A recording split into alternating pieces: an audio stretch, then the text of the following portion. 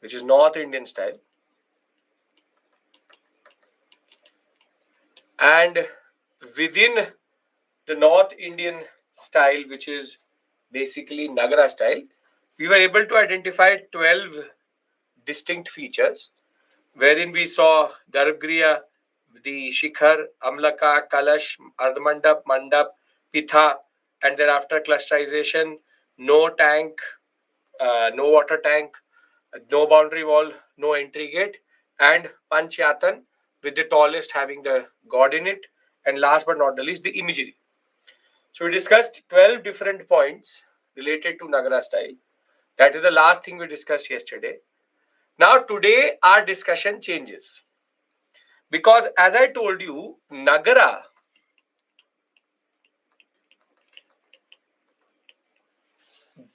style does not be the same throughout India, meaning it changes as per different combinations, and more than that, you have different ideas related to Nagara. What do I mean by that? Basically, see, Nagara has two subdivisions.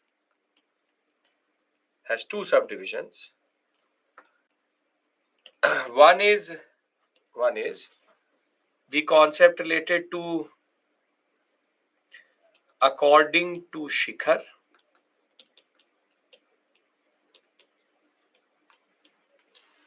and the other one is according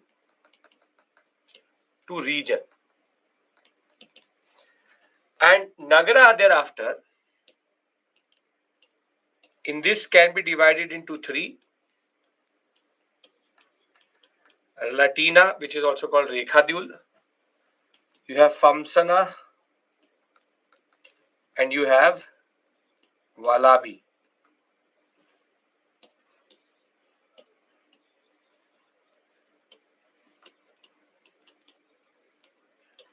And according to a region,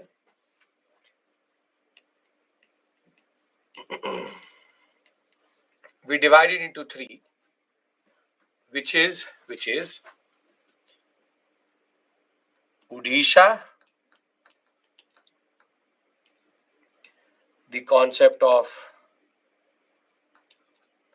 Khajuraho, and Solanki.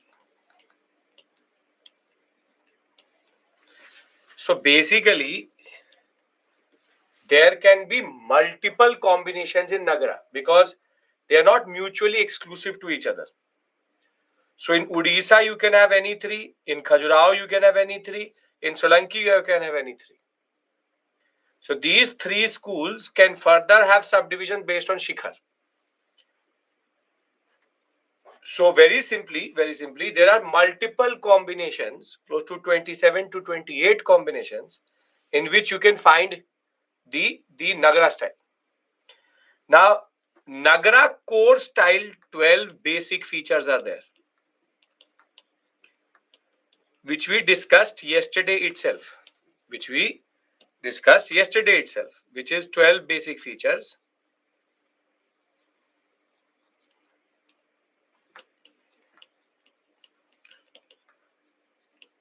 Now we need to understand, over and above them, how do you perceive and how do you understand the different features other than? Why are they called schools? So these are called regional schools, and these are called Shikhar types. Now first let's discuss the Shikhar combination.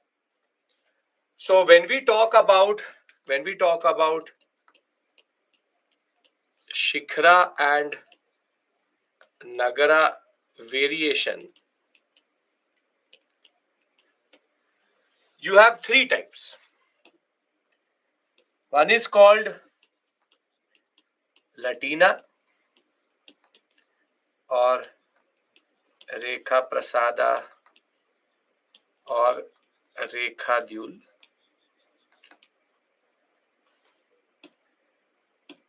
And the importance of Latina is that when you look at the shikhar,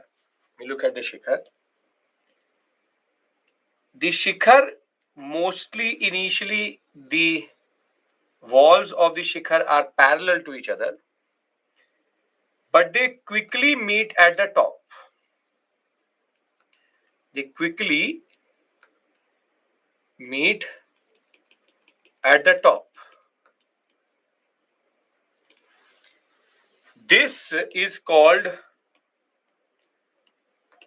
an inward sloping shikhar, and to be very clear, it is on the perspective what you want to call it. For example, it is both concave and convex at the same point of time. If you look at from the outer surface, it is a convex. It is a convex shape itself. But if you look at the inside, it is concave. But we go with convex. Now, very simply, Rekha Prasada, these are very tall and meet very sharply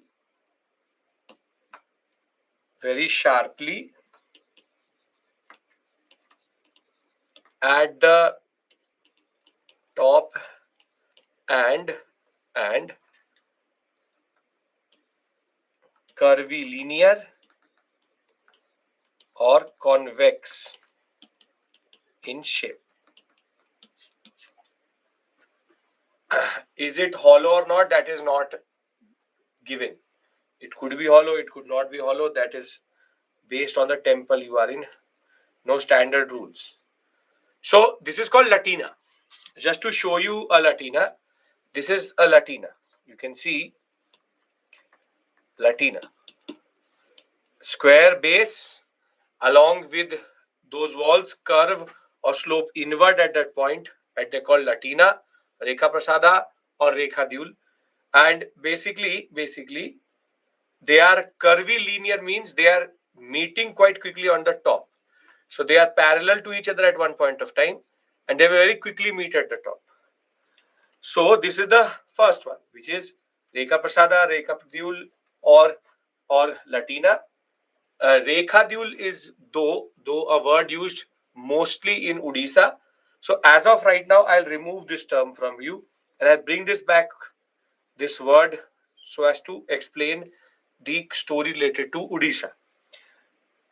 Tall meet very sharply at the top. Are we clear? It must be hollow so that we can call something convex and concave. So my hand is hollow, Musharraf, when I do this and this.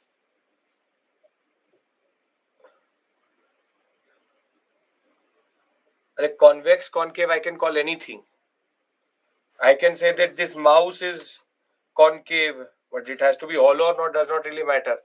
It is concave also. It is either convex. Don't become scientists. Simple point is, by looking at it, when it is bulging inwards, then it has to be convex if we are looking at this surface. But the problem is, I don't know how much science you remember to know what is convex and concave. So this is convex because it is outward. So first is Latina. Anybody has issue in Latina? Anybody has issue in Latina?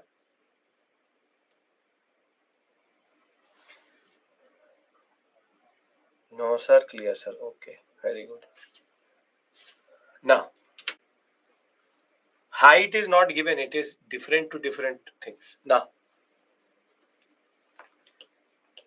the second type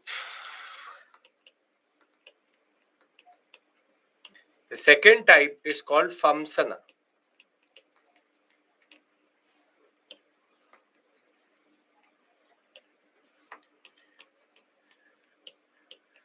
Now, Famsana is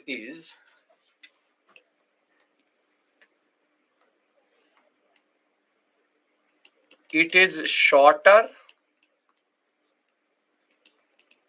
than Latina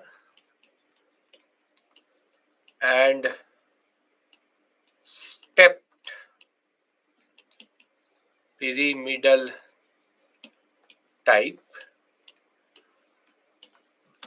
broader and concave slope.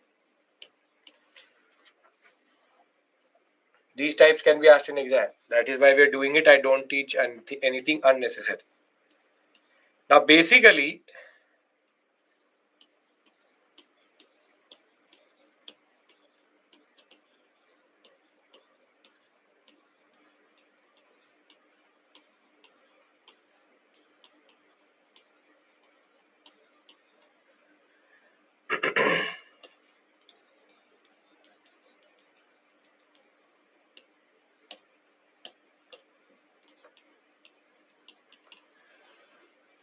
when you look at a Famsana, it's much broader base. It's a broader base. And if you try to look at its slope, it is concave. So if one is inward sloping, this is outward sloping.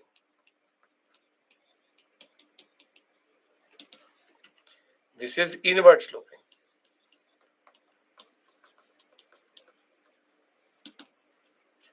And if you look at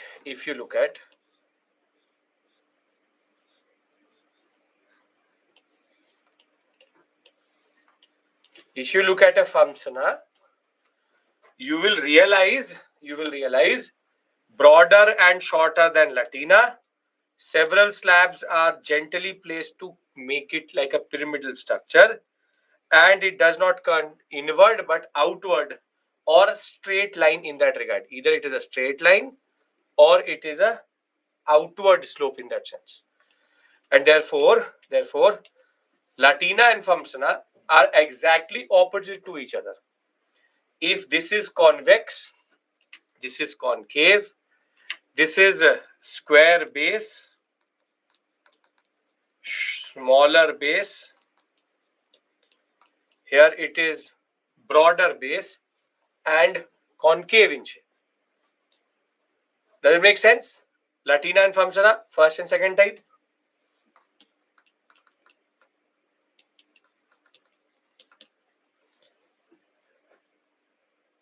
In Latina, base always square, not specifically, but generally. Are we clear?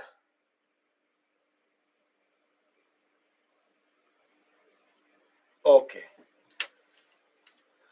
Now the last type, the third type is called Vallabhi. It's called Vallabhi style. And in Vallabhi style, what we see,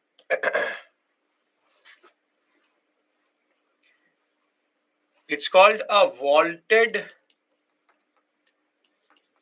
rectangular base,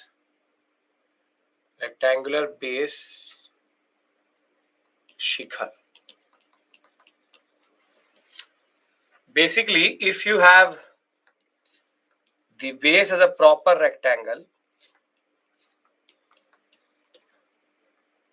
when you try to make a roof over this, it will look something like this.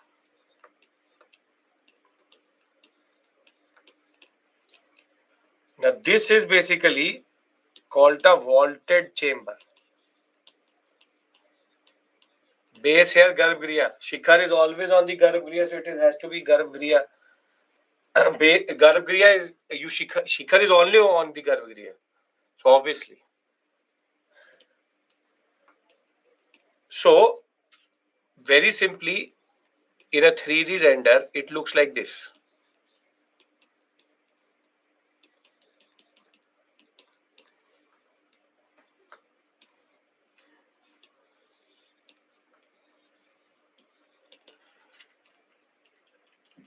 You see this.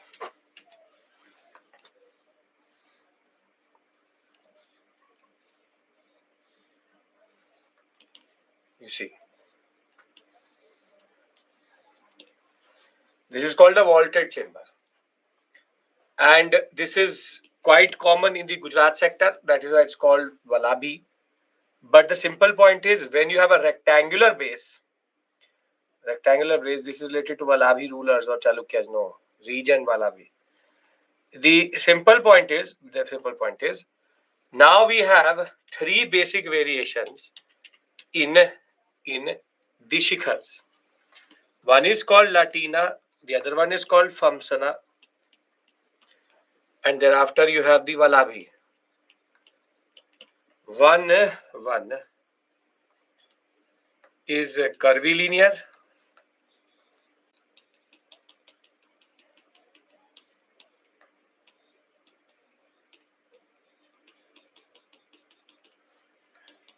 Thereafter you have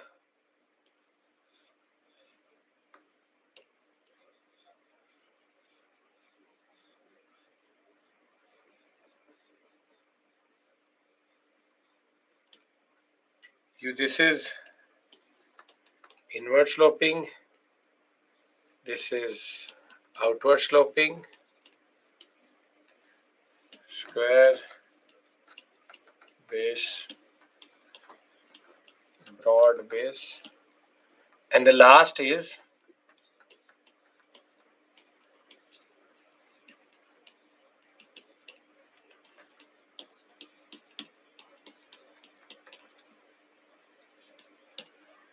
which is vaulted chamber.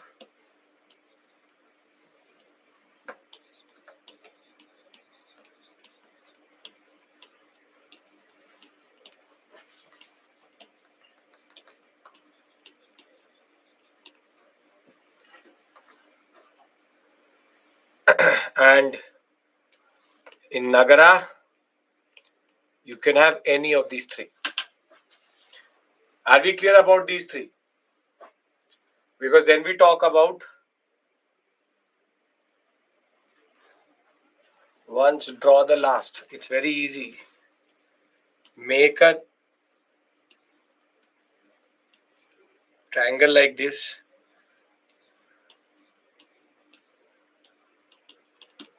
Simple.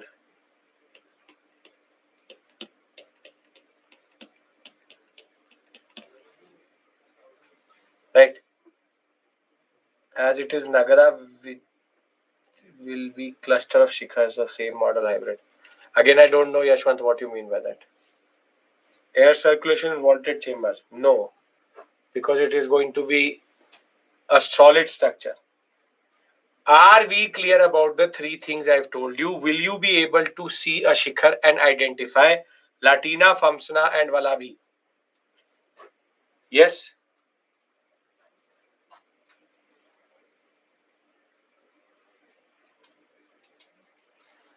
In images of PPT, confused between Famsana and Walabi.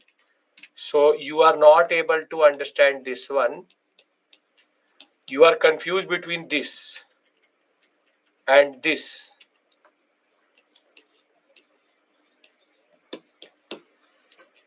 What is there to get confused for? Main difference in the base and roof only? No. In the structure. In Nagara style, we have cluster of shikhars of same model or hybrid shikhars of Panchayatan. Again, overcomplicated question. If it's a Latina, all will be Latina. If it's a Famsana, all will be Famsana. If it's a vaulted one, all will be vaulted. There's no hybrid and all. Whatever the word you're using, you don't know what hybrid actually means. That would then make it Vesara, not Nagara. So, simple point, whatever is going to be the original design is going to be followed in all. It can't be in the same temple you have Latina, Famsana, and Walabi together. It could be, but that would be an exception.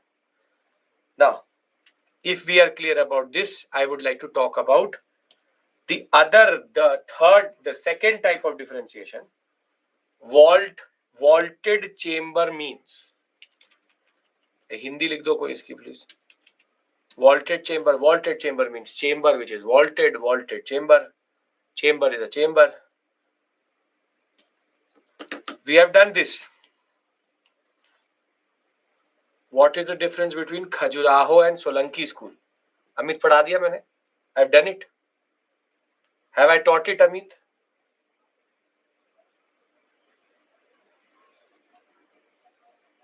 Have I taught it?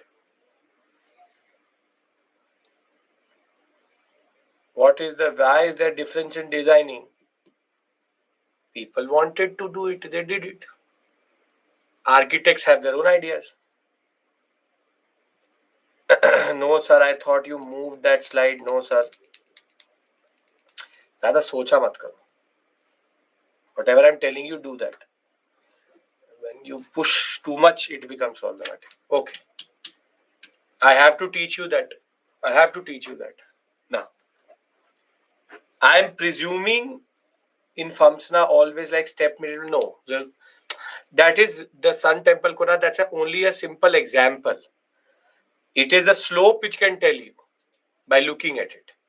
So there's no set pattern. It could be pyramidal, it could be in different way altogether. Simple point is curvy linearity inward or outward will be very clear when you look at it. See, in the examination, they will not ask you to identify. In the examination, they will not even ask you to do anything.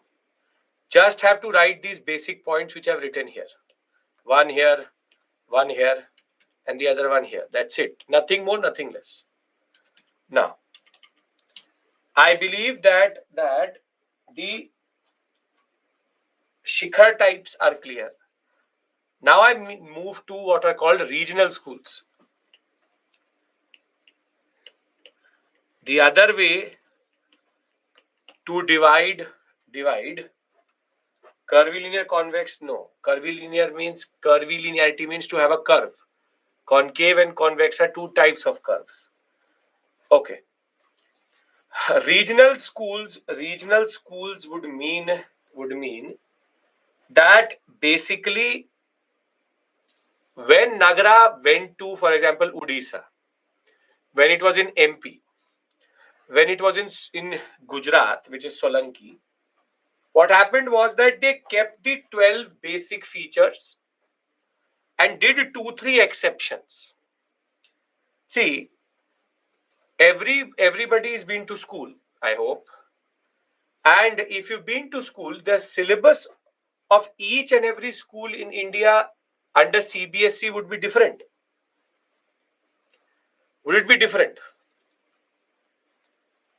No, all of them follow the CBSE board same. But does every school teach the syllabus in the same way? Again, no. Same way, Nagara is there in North India, but there were 3 regions in which they diverged away from the basic syllabus, which is Nagara style, and developed a unique design, but still remained Nagara. So schools mean that they are still part of Nagara only. But if you go to that region, you will see a little bit of a different interpretation of Nagara. Now, this happens, for example, in Odisha, in what is called as Odisha school. It has all features of Nagara style features. But there are 3 basic exceptions. The word Shikhara is known as Rekhadyul. It's called Rekhadyul. Terms change. And the word Mandapa is called Jagmohan. So if you go to Odisha, they will not call the Mandap, they'll call it Jagmohan. And they will not call the Shikhar, they'll call it Rekhadyul. Now, the biggest change in Nagara style Odisha is that some of them have entry gates also, and some of them have boundary walls also. So if you look at Odisha school, for example, the boundary wall are present in Odisha school. So what is happening is that you have, for example, Sun Temple Konark and the Lingaraja Temple. Exterior walls are very lavishly decorated. They have iron girders to support the roof rather than having columns. They have girders. I hope you would have seen what are called girders, gatrapatti, which is that red stone which is used to make the roofs of buildings today. And to keep that red stone intact, there is a small girder there. Iron girder looks like this. Iron girder looks like this, like a railway track. It looks like this, and on it the red stones are kept. That is called gatrapatti houses. That girder is basically used to make the roofs. The word shikhar becomes rekhadyul, and the word mandapa becomes jagmohan, and therefore the ground plan remains the same. It is having a boundary wall, and you tell me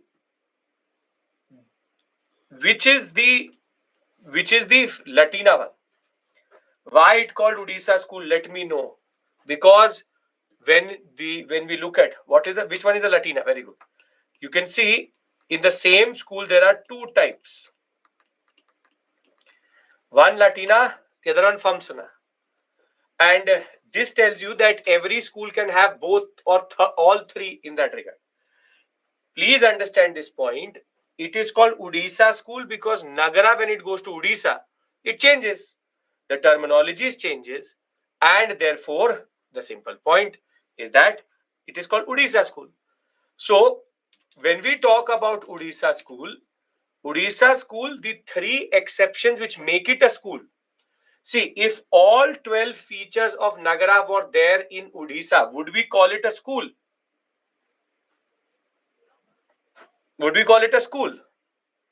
No, because it was sticking to the main plan. Because it stick to the main plan, but also did a little bit of changes, it is a school because it took the main syllabus and changed it a little bit. Is this temple or school? School. Now, the second is called the Khajuraho school, found in MP. Khajuraho school has a very interesting distinction. It is the only school. Sun Temple is a temple. It is of the Odisha school. How can you be getting confused about these things? नाम में ही temple लिखा है. You're saying Konark Temple is school. Konark Temple is a temple. Here school indicated. Where is it school indicated? You are not getting confused in history. You are getting confused in English. You tell me one thing. It says Odisha school. These two are examples of that school. So that's it. Naitra, I don't know what you mean by here school indicate. I don't know. School means regional variation. Okay. Now, why comes Shikhar Mandap in school structure? I don't know what you mean by that question. Sir, can we say most of features of Shikhara school present in Odisha school? You mean Nagara school?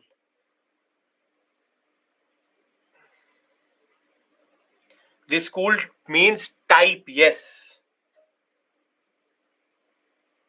Here school also includes university. Yeah.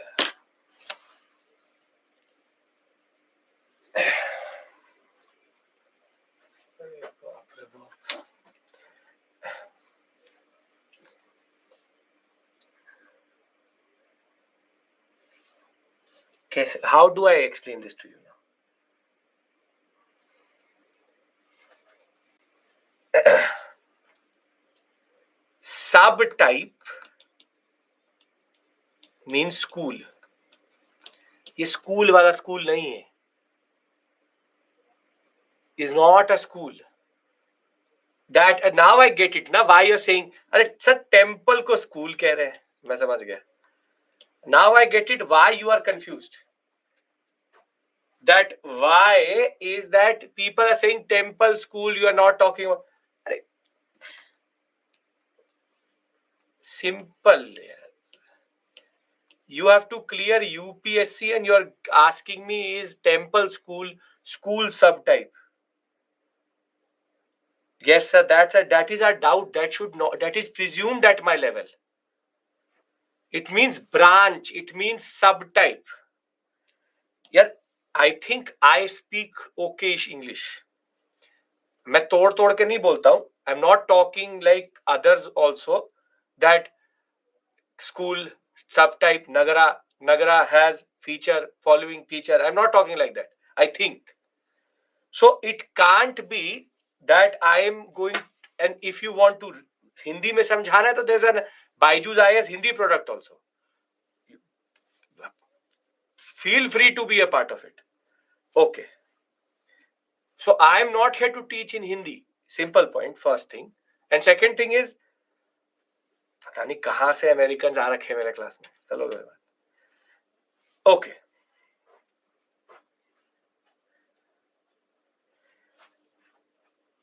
I'll go to Khajuraho. I know here also you will now get stuck over something which I will not explain also. It is the only school which follows all the features of the Nagara style. The only exception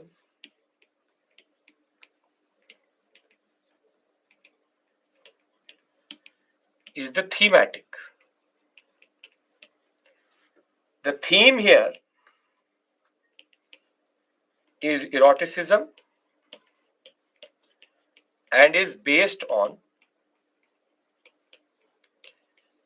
the Kama Sutra of Vatasana. Vatasana is a writer of this text.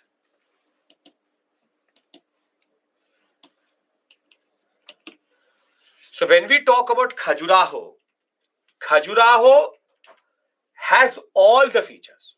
All the features. Most of the pictures which I've shown you is actually Khajuraho. Khajuraho, made by the Chandela rulers, prevalent in the Deccan central part of India. Both interior and exterior very beautifully carved. Vatasana Kama Sutra, eroticism is the basic theme. Made out of sandstone. And the temples have standard mandap, Ardha Mandap, Garbhagriha, north and east facing, higher platform. Jain religion is also there. Panchayatan is also there. And the Kanderiya Mahadevi temple and the Lakshmana temple at Khajuraho are example of this. Now you can see that you have raised platform, you have Panchayatan, you have Ardha Mandap, you have Mandap, you have Shikhar, you have clusterization of Shikhar. All features are there. So basically, the only thing which makes Khajuraho a different school is its thematic. The theme of decoration is totally different to any other temple. There is no other temple in India which follows this thematic. So in Nagara, you have Odisha school and you have Khajuraho school. What is Panchayatan? Have to watch yesterday's video. Simple. If I say it in simple words, say central shrine with multiple shrines or multiple Garbhagriha is called Panchayatan. If you understand that, sure. Yogita school means sub branch. You are coming with the lag of at least 15 to 20 minutes. Now, we have discussed Odisha. We've discussed Khajuraho. Anybody has any issue here? Because then I discussed Solanki.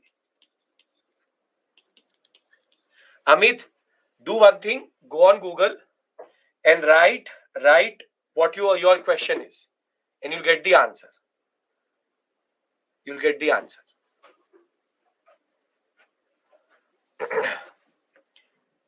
Vatassana. Okay. Can we talk Solanki? Can I talk about Solanki? Everybody has to agree. Sir, we have not done Gandhara Mathura school. Obviously, because they are schools of sculpture. And I am doing architecture. So, yes, not done. What is school, sir? Pata nahi, kahan so rahe ho? I have no idea what you are doing. I have no idea where you are sleeping.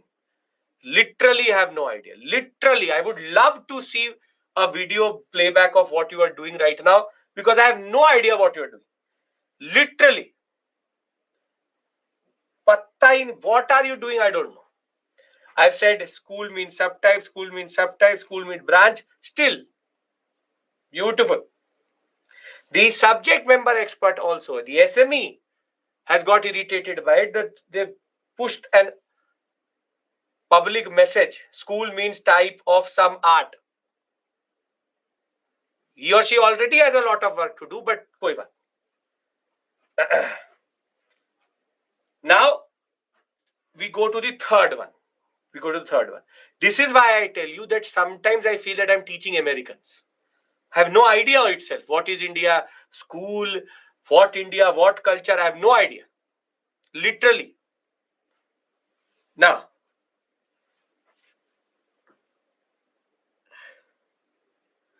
Amit, what is eroticism is your question. Write exact thing on Google and you'll get your answer. Literally. I'll wait for you also. I'll wait for you. I'll wait. Do it and then tell me. Khajuraho school is located in Odisha. Wow.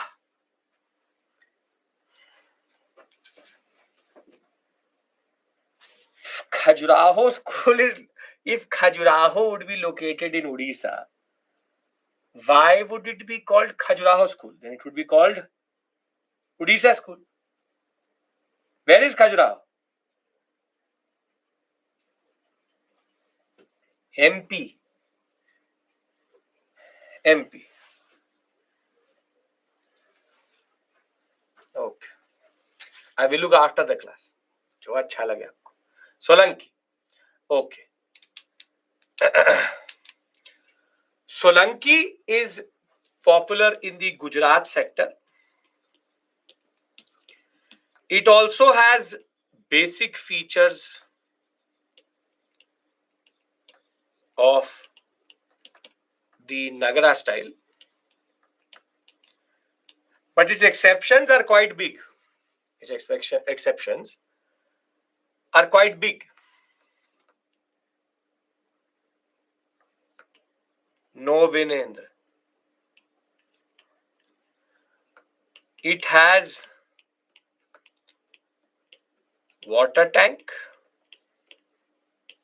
it's called step wells.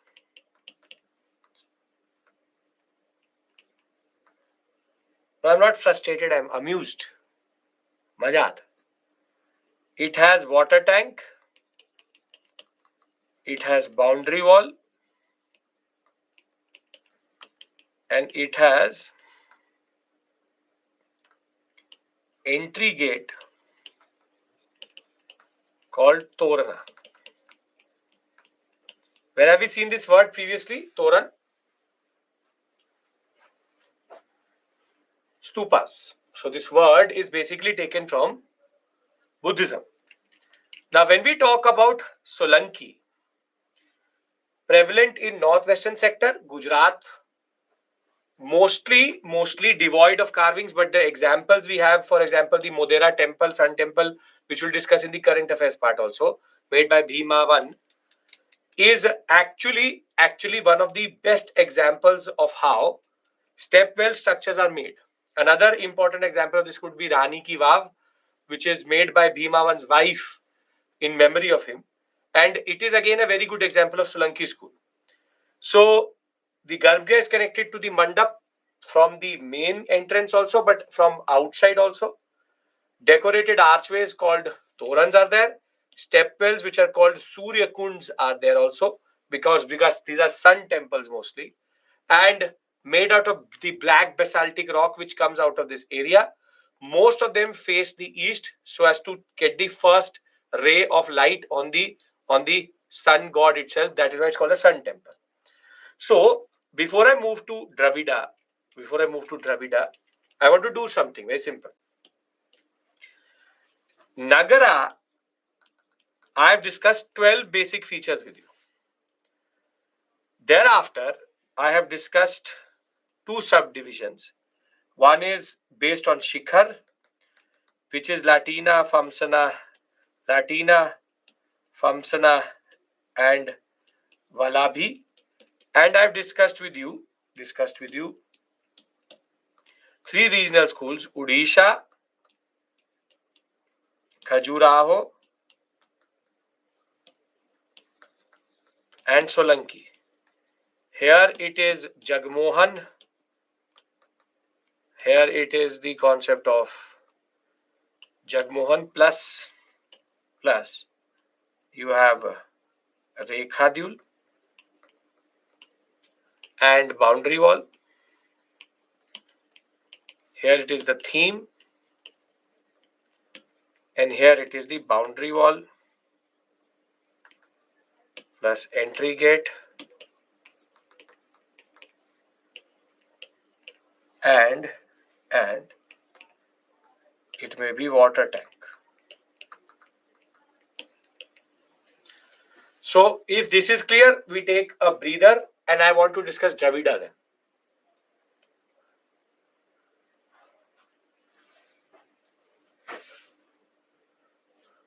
Done? Okay. So we come back in 5 minutes.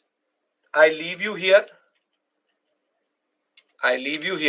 Think about them and remember the schools. We'll move forward.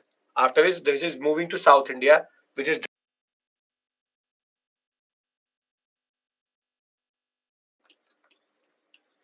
South India. But Dravida style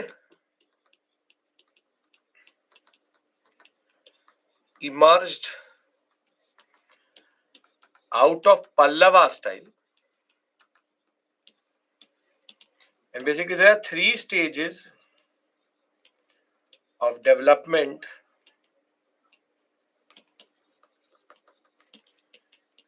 within Pallavas, which in turn becomes Dravida. Now, the first is Pallava style.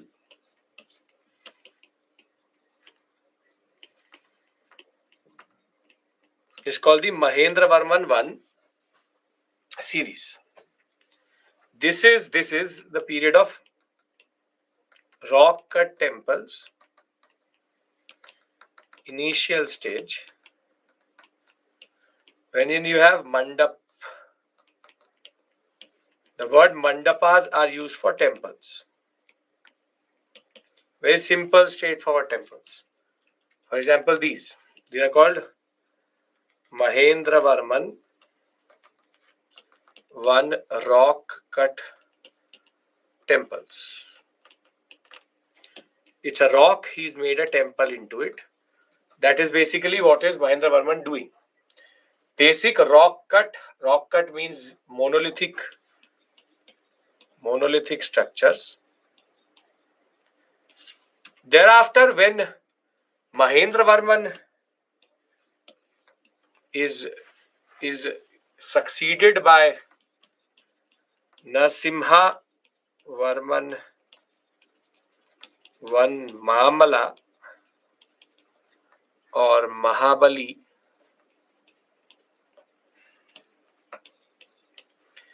it is basically the high point of rock cut monolithic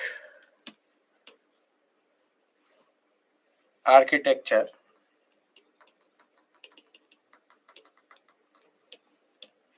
And here you have Mahabalipuram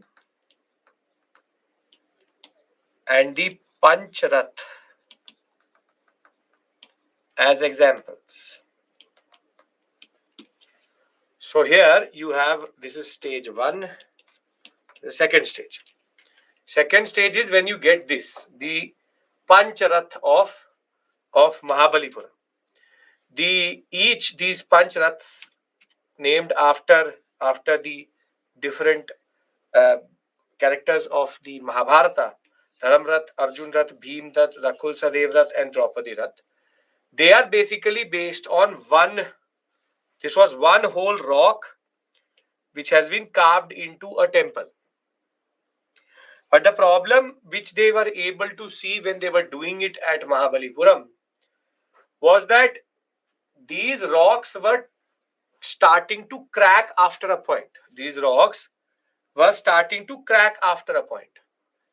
And by cracking at that point of time, what we see is that two of these ruts were left incomplete itself. And here the Pallavas realize that going down the rock cut monolithic structures, there is a basic problem, and that problem is they will identify the limitations of monolithic rock structures. And what happens further is that is why in the third stage,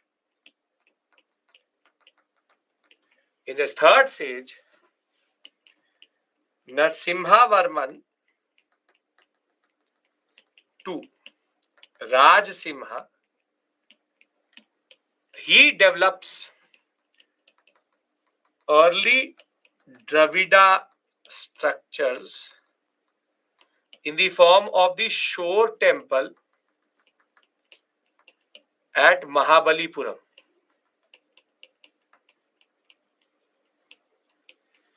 And very simply, shore temple at Mahabalipuram is considered an example of Dravida style developing.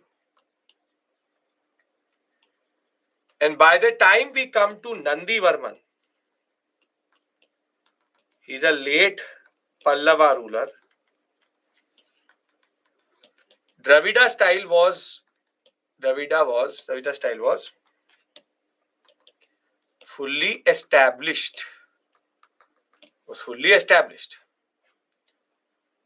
Now, this is where you see Narasimhavarman Mamala, Pancharats, Mahabalipuram, and you have Rajsimha group, Shore temple and Kailashnath temple at Kanchipuram. These temples will then give way to the Mukteshwar temple and the Mantangeshwar temple in the Gudimalan area. But the Shore temple will basically establish the basic features of Dravida, which will be taken forward by the Cholas and taken to the highest point thereafter. So this brings us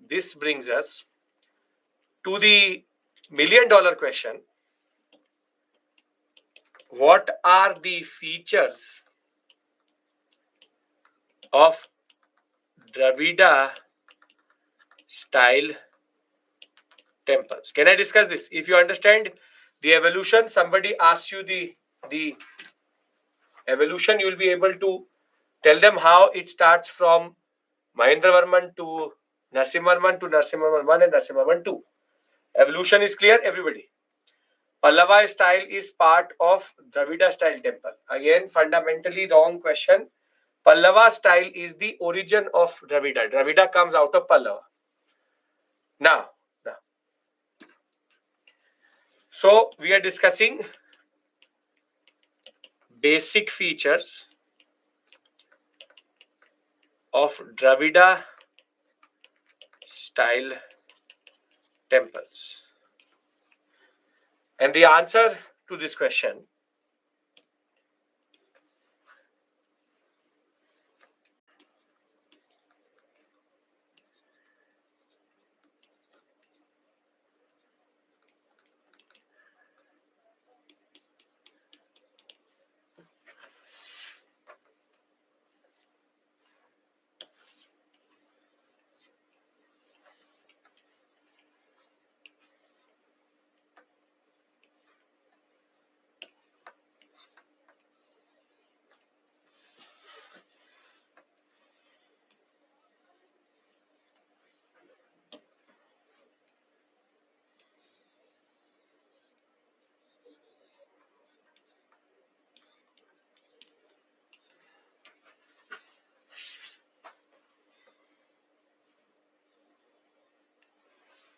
after completion of all temples, can you provide Venn diagram of all temples? How many temples are there in India?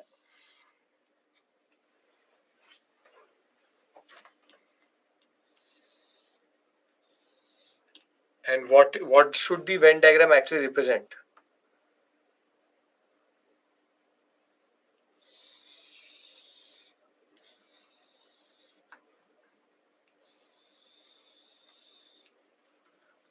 Okay. 3 types, but it's sub-part school.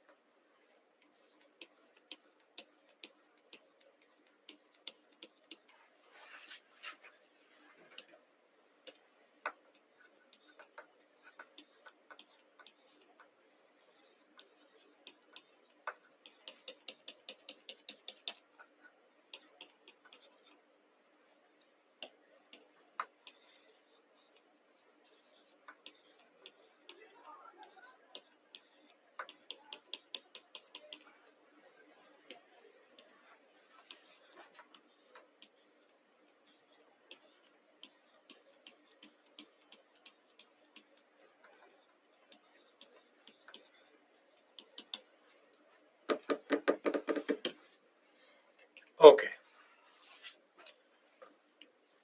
First feature, Gopuram or gateway, water tank,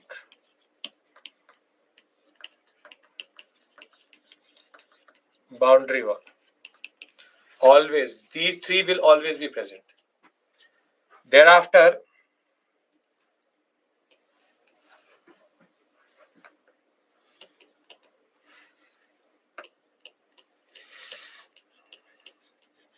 Ardhamandap,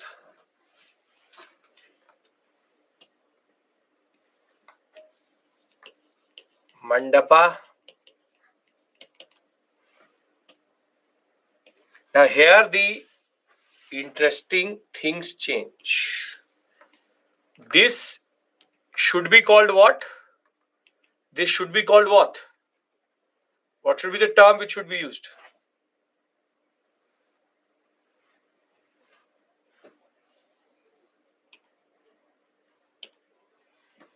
This should be called Shikhar. Medhi kahan se le? Shikhar, Shikhar. It should be called Shikhar, but it is called Vimana. Basically, the term Shikhar is not used, it is used as Viman. And ironically, the topmost, what does Shikhar literally mean? What does Shikhar literally mean? Top, peak. So the topmost point is called Shikhar. And further, the last remains the same, which is Garbha Griha. So the main differentiation is here Viman, Shikhara and Gopuram. These are three terms which you need to know now because of the fact that these are specific to Dravida style. So you have water tank, you have boundary wall, you have Gopuram gateway. Just to show this to you, this is a Gopuram. This is a Gopuram.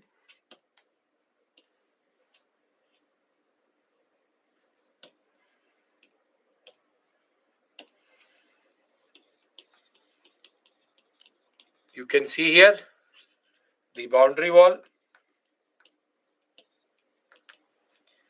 and here you have the Vimana, you have the Shikhara, you have the Gopuram, you have the boundary wall.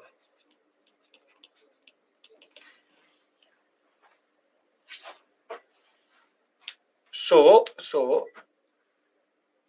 here the structure actually changes. Here the structure actually changes. There are 8 points on the screen. Anybody has any issue in this? Because they need to add 3 more additional points. No issues? Viman is called Shikhar in North India. Viman is just the tower. That's it. Okay. Now, the 9th point, Panchayatan style exists in South India,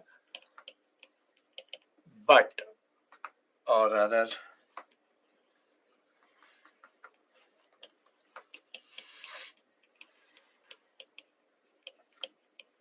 but there is no clusterization of Vimanas.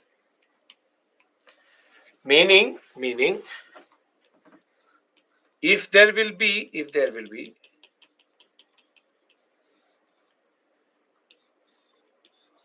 subsidiary shrines, they will never be together.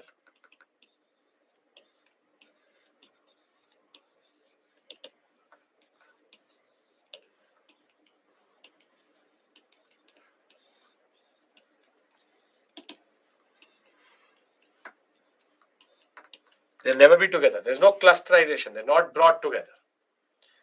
Now the god should be under A, B or C. The main god will be under A, B or C.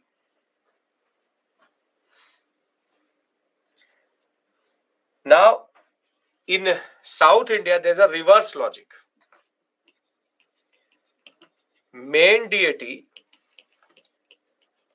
is under the smallest Vimana, which could be B.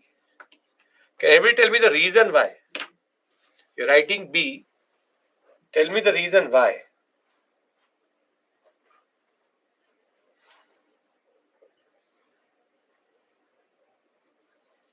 Center, don't know, lack of money. Some of you already given the answer, Kalampal and all. Due to center, because it's a center. No, it is not center. See, it is because it is the oldest part of the temple. Oldest part of the temple, it will generally be early stages, and later the temple will gain a lot of money, so it will start to make bigger and bigger structures. And that is why if you ever go to, for example, if you've ever been to Tirupati, if you've been to Padmanabhaswamy, if you've been to any South Indian temple which is old, you will see that you will never be able to figure out where the main deity is. Because the Viman of the main deity will never never be able to see it. The larger Vimans are basically subsidiary shrines. The oldest part will always be the smallest, because when the temple starts, it has a small structure. So very simply, here is the exact opposite to the North Indian idea. Why are South Indian temples large as compared to North? There is no large and small, but Devdana grants would make these temples extremely powerful, very big, and they used to cover a lot of areas. Because they are more than just temples, they are power centers. Are we clear about 9th point? Then I discuss the 10th, which is the last point with regards to this. Yes, sir. Yes, sir. Very good. The 10th point, the imagery and the style of decoration is not welcoming but fierce and made to instill fear in the mind of the people. And this is where there's again a differentiation, that temples with their proper dwarpals, with their proper what we call as gopurams, you will see dwarpals. These are called dwarpal, wherein they are gatekeepers. And because temples have a water tank, they have even artisans, it has a proper economy, it has a proper, and even they are getting money from the king. They are extremely powerful structures which have even sometimes more money than some of the states itself. That is why, for example, Padmanabhaswamy temple has more gold than even the RBI. And more than that, if you look at the Tirumala Tirupati Devasthanam, TTD, the whole city of Tirupati is run by a trust. So TTD, or be it the Padmanabhaswamy or old temple, Jagannath temple, for example, Somnath, very big temples. Specifically in South India, there you will see a very major differentiation, wherein you have the imagery more fear instilling. This is not a welcoming institution. It is an institution which tries to tell you that you're going into an important space. And herein lies the major differentiation between Nagara and Dravida. Nagara style, Dravida is enclosed within a compound wall. It has an elaborate gateway called Gopuram. The word Vimana is used and the top is called Shikhar. The north, there are multiple Shikhars, but there is no clusterization in South India. The most sacred temples, which is the oldest part or the oldest Garbhagriha, will be under the smallest tower because it is the oldest part of the temple itself. And thereafter, the entrance of North Indian temples would have Mithuns, goddesses, Ganga, Yamuna. But in South, you will have Dwarpals, gatekeepers to instill fear. Water tank is very common, and subsidiary shrines are either incorporated into the main tower or have separate shrines. They are never, there's no clusterization, that is for sure. That is, there is no clusterization in that regard. Clear, everybody? Because then I talk about Vesara, and we can then make one table for basic understanding. Yes? Okay. Now, in between all of this, the highest point, the mandap is there, already marked in it.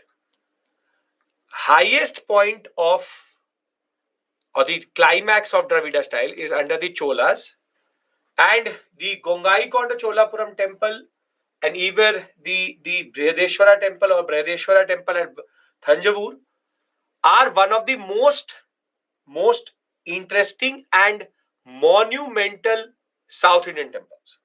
Here you can see that the mandapa and the Vimana and the Shikhara are at a different level altogether. And they had a very simple point. If the Viman is big, they will make the temple also equally big, which is called horizontal and vertical elaboration.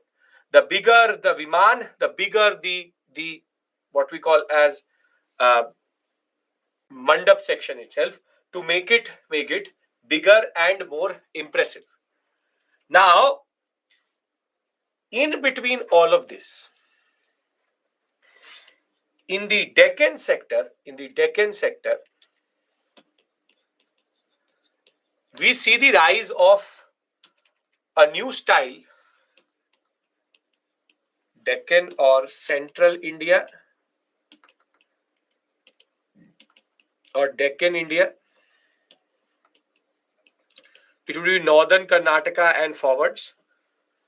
We have a new style which is called Vesara. Vesara is Nagara plus Dravida. Nagara structures it takes is from Nagara.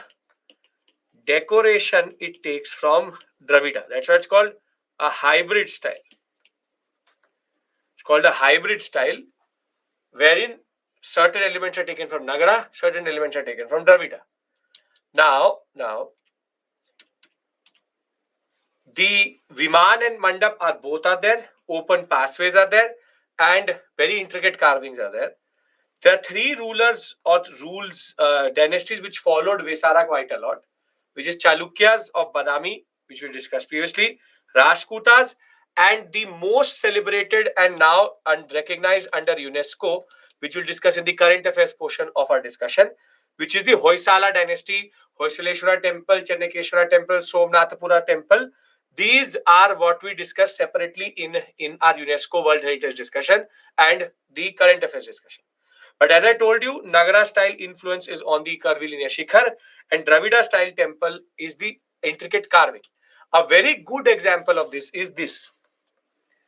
This is the Kailash Natha temple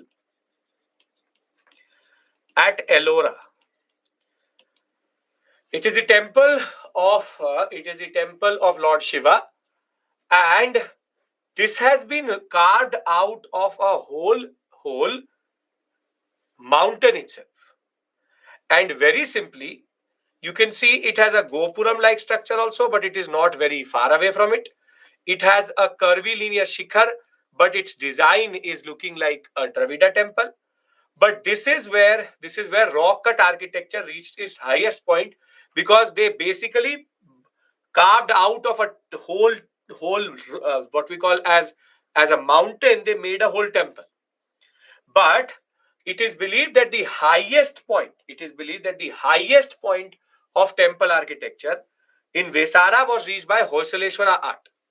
Hoysaleshwara art is the art which is used by the Hoysala dynasty, and they are known for the Hoysaleshwara temple at Helibed, the Vijayanarayan temple in Belur.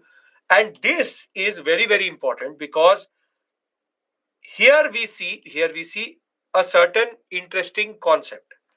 First is this called zigzag design. And if you look at the Ram temple or the Ram Mandir which has been developed at Ayodhya, you will automatically see the parallels here. If you look at the whole structure of the Ram temple, you will realize that this zigzag design, which is Vesara style, has been used. Further, it has also been made on a small platform which is called here Jagati. And in that way, we see another parallel in the Ram temple. We'll have this discussion on 18 January, where we will discuss the architectural features of this temple. It is purely a concept of Vesara style. But in Vesara, first we have zigzag design, we have Jagati, and we also have the standard black basaltic rock. And further, a very interesting thing is there, that in Vesara, specifically Hoysala art, and that is why it's called UNESCO, it has what is called a star plan. Star plan, it's called stellate plan. Stellate plan. And stellate plan is that you will have 5 shrines in the 5 directions. So 1, 2, 3, 4, 5. So there is 1, 2, 3, 4, and 5. They will be in a star shape. So together, these are considered very, very important features of Vesara. We'll come back to this issue when we'll discuss current affairs, because that makes more sense when I'm discussing UNESCO with you. Thereafter, the last discussion we need to have, and then we take a break, is the Vijayanagara style. When we talk about the Vijayanagara style, which is a jump from straight away from the post-Gupta to the Delhi Sultanate period, we see that all elements which we had seen till this point are coming together. But there is one word which is used, and you should automatically know it is Vijayanagara. See, highly ornated walls, okay. Gopuram in all 4 directions, very good. Monolithic rock pillars, that is also okay. But as soon as you get to know about the word Kalyan Mandap, you should know that it is Vijayanagara style. Kalyan Mandap is basically having a specific mandap in which every year the deity, which is the god and the goddess, Shiva, Parvati, Lord Vishnu, and Lakshmi, are married ceremonially every year. So this is something which Vijayanagara style is known for, which is Kalyan Mandap. In all Vijayanagara style temples, you will find a mandap specifically known for that or given for that, which is the Kalyan Mandap or the divine marriage mandap in that regard. Now, if you go to Bengal at the same point of time, just before the coming up of Delhi Sultanate, we had the Pallavas. Not the Pallavas, the Palas. And the Palas are Buddhists. And because they are Buddhists, this image has become very iconic, because this was used by the G20 team for a lot of pictures where Prime Minister Modi met with a lot of dignitaries. This is Nalanda University. Now, if you look at Nalanda University bricks, and this brick, which is the Sompura Mahavihar in Bangladesh, you will realize that these bricks are very similar to what are used in stupas.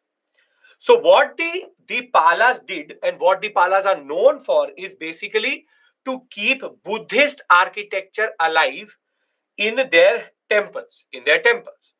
This one is a little bit lighter because this is made a little bit later. This is much older and was burnt. That is why the Nalanda is being burnt. It has taken the black tinge.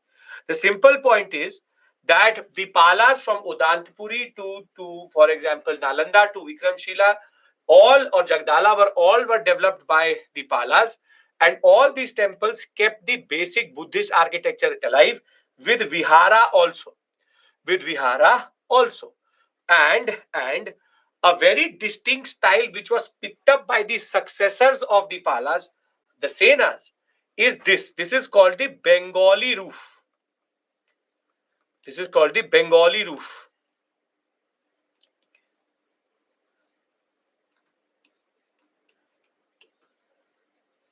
The Bengali roof is basically the concept of how a sloping roof is taken. We have seen this in Dakshineshwari temple in Bangladesh today, made by the Senas itself.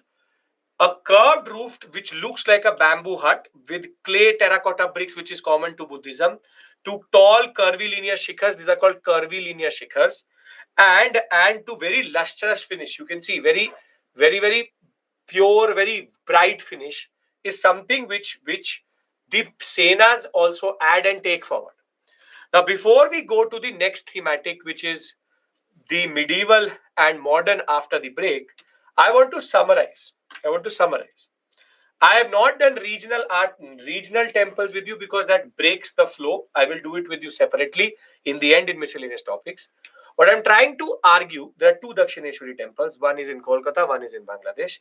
Now, very simply, first, second.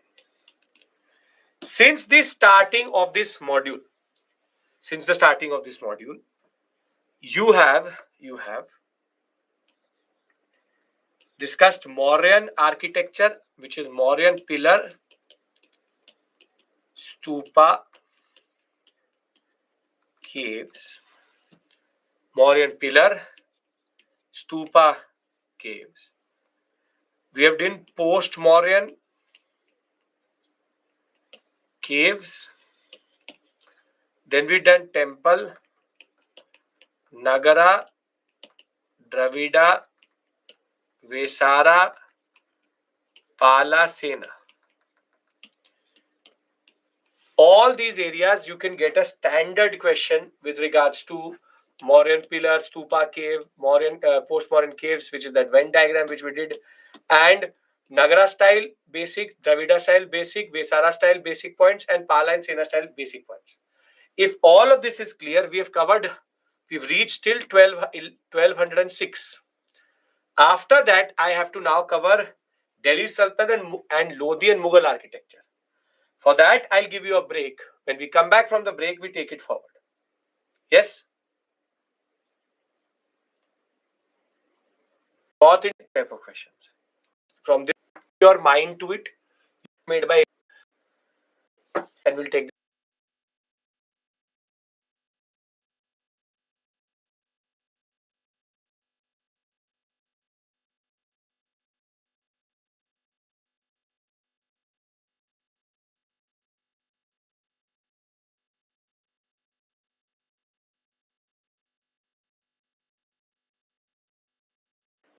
I did.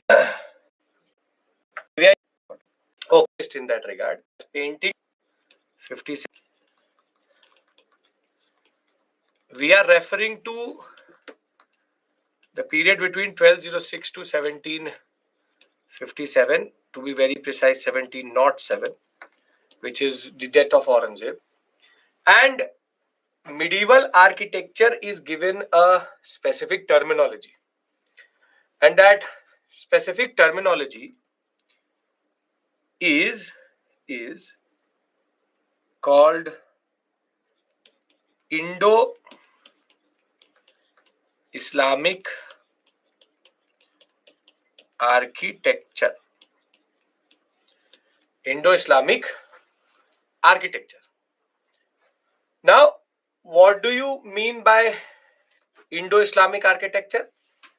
See, there is a major issue with regards to how we perceive medieval architecture, how we see medieval monuments, and mostly the categorization is that it would be, for example, it is called Islamic, but that terminology is wrong. It is not Islamic because it has multiple elements of what we call as indigenous elements and aspects, which in turn mean that Indo-Islamic architecture is something which in a way exhibits both Islamic elements and indigenous elements. The characterization as Islamic is incorrect, and these monuments in themselves are an integral part of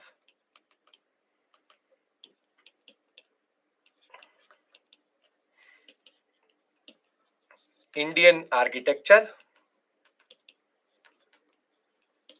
history, and culture. Because remember that the ideas, artisans, designs were all Indian or indigenous to the subcontinent.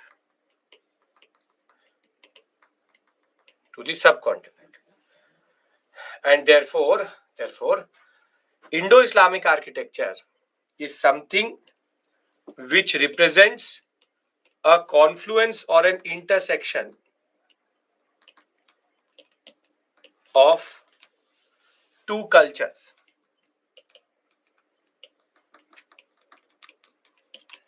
to create a unique blend. A unique blend. This should be totally clear in your mind, because some of you have either myths or notions or ideas which have been picked up from popular imagination. So, if you, for example, call the Humayun's tomb or Taj Mahal or anything, or the Qutub Minar as something, as an othering, as a representation of someone else's culture, you are basically falling into the trap of the British communalistic argument, and you have basically lost the plot already. Everything which is there in this period is a confluence of two very dominant cultures coming together and forming a hybrid, unique blend of architecture and art. Are we clear about this?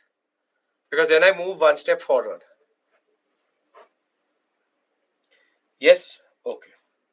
Agree, disagree? For the UPSC examination, you have to agree. Now,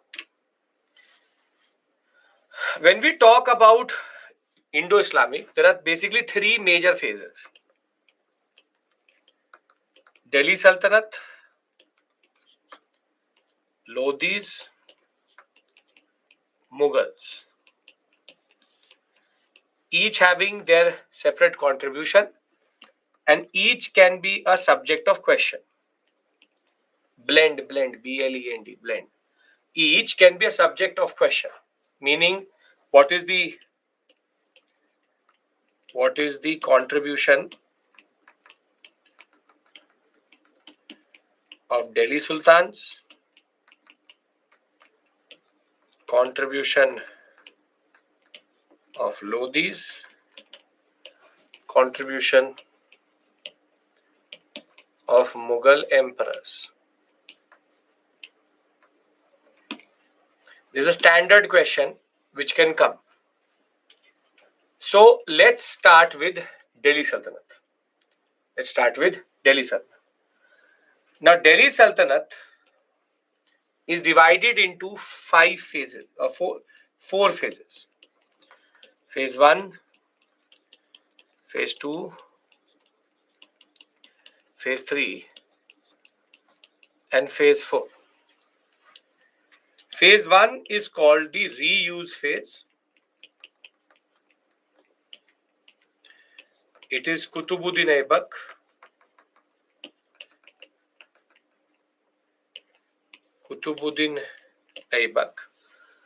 and Qutbuddin Aibak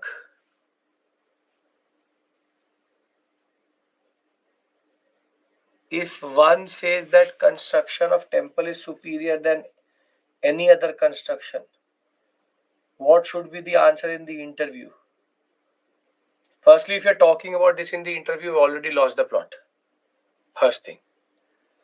I don't know how from yourself and your hobbies you reach temple construction. First thing.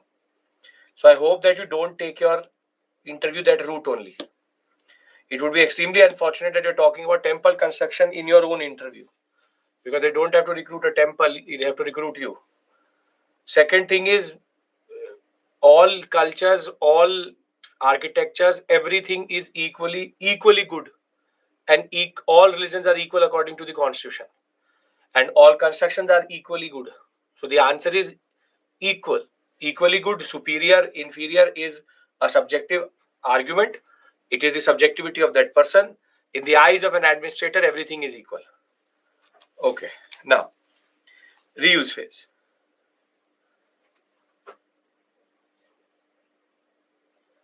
Sir, why was Mughals invaded in Delhi only at first for their rule? Harsh, write your question properly. I don't know what you are writing. I have no idea. Why was Mughals invaded in Delhi only at first for their rule? They did not invade in Delhi. They invaded Agra. Agra was the center of power under Ibrahim Lodi, but you rephrase your question. Qutbuddin Aibak. He has two major contributions here. One is called Kuwait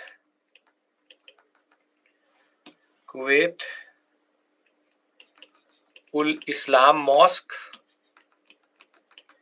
in Delhi, Maharauli,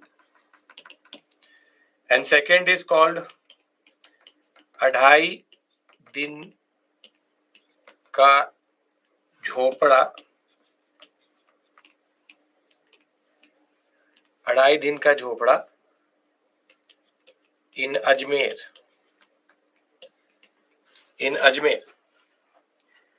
Thereafter, it is called reuse phase because this is a temple which was used as a mosque, and this is a Jain monastery which was again used as a mosque.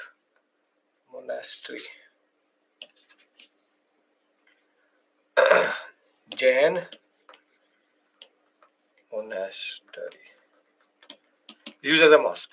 So if you look at the Kuwait Ul Islam Mosque, I have images to show you, don't worry. Or Adhai Din Ka Jhopda, Adhai Din Ka, it's not a Jhopda, it's actually a very big structure. Adhai Din Ka Jhopda in Ajmer. The internal structure which you see there is actually a Jain monastery, and this is a temple which had gone out of use, which was reconstructed and rebuilt by Qutbuddin Aibak in Mehrauli. In this courtyard, you have the iron pillar, and the iron pillar therefore gave an idea to Qutbuddin Aibak later also. But Kuwaitul Islam Mosque, as soon as you see it, you will automatically realize that it is a temple because of the pillars and the carvings itself. But this phase, there is no major innovation. There's no innovation. Phase 1 is just about existing buildings being used, reused, so as to get makeshift ideas. That is the basic point.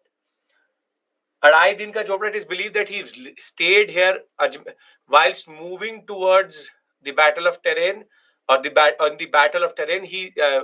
The story is that they stayed here for 2.5 days. But again, don't go by it.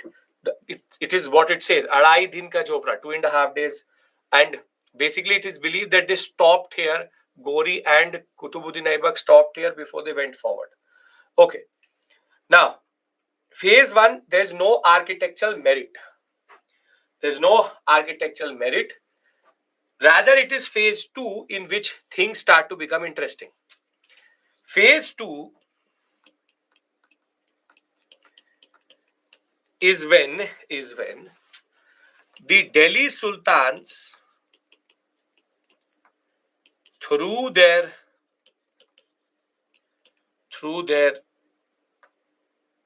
experts, brought in from Central Asia,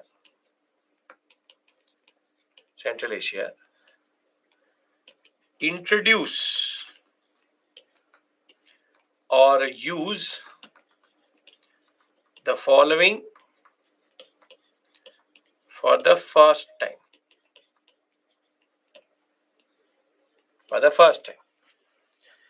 And the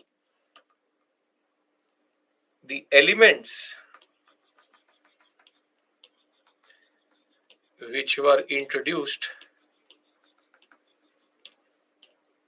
are true arch, true dome, limestone mortar, and arabesque. Now I have to discuss with you accurate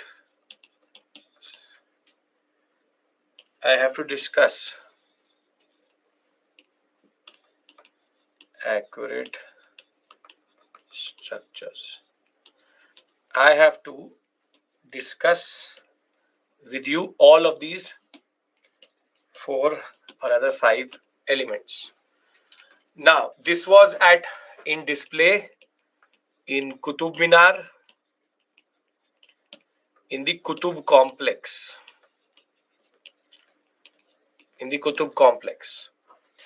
Now, written like this also, arcuate, same thing. It is not that accurate, not accurate structures.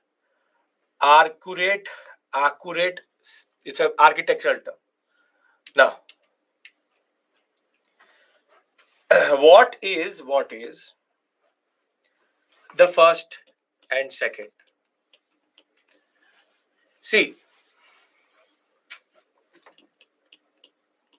domes and arches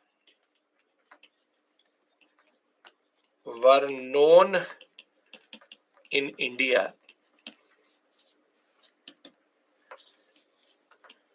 but the correct concept, measurement, or way was not known. Meaning, we used to make domes, but they were they're called shallow domes. Meaning, they are very shallow. They're not very big. And when we used to make an arch, we basically used to add a beam here, then used to have columns,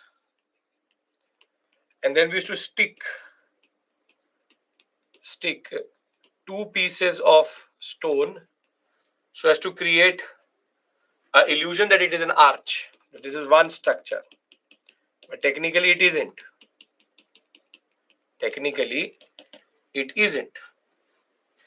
Because the arch is still based on the idea of beam and lintel, or rather beam of column. See, when you have a column and when you have a beam or roof over it, this is called a trabeated structure.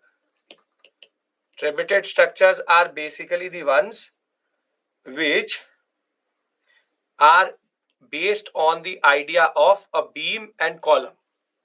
So a dome and an arch are quite different. A true dome and true arch are not like this. Now again, if you ask me what is an arch, I cannot believe that you don't know what is an arch or you have not seen an arch. But this is an arch. And this is a dome. This is the Istanbul, what is called the iconic Turkish dome. This is dome inside. This is dome outside. Now again, I cannot believe and cannot understand that you've not seen it. For example, I do not believe that you haven't seen it. You have seen it for sure. You don't know. So dome and arch. Dome is like gumbad. Gumbad is the Urdu word for dome. So what the Delhi Sultans actually do? Sir, not seen Istanbul. मतलब you have never seen a dome in India. नहीं, Istanbul जाके देखो.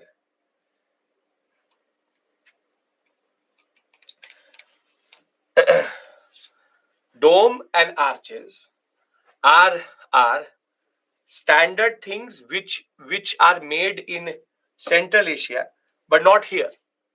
The basic point is, that we knew that what is a dome, but we never knew how to make it elaborate. And therefore,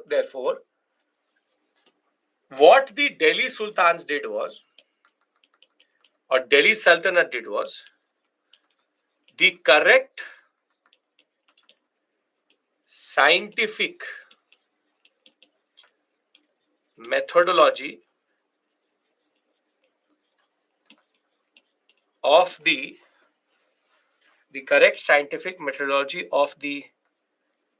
arch and dome were introduced. Basically, trabeted means that it is based on column and beam. Again, you would have seen it, for example, in temples. All temples are mostly made in trabeted structures. Now, basically, what they did was that they were able to produce what are called true arches.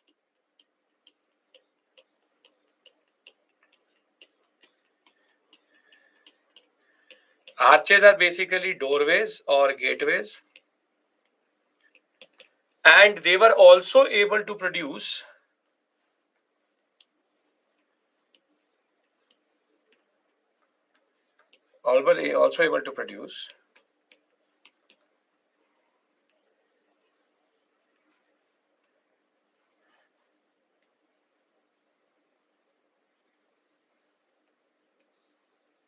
true domes.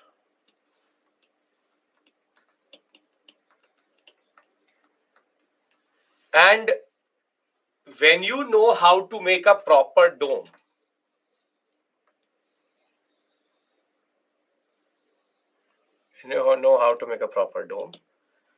you basically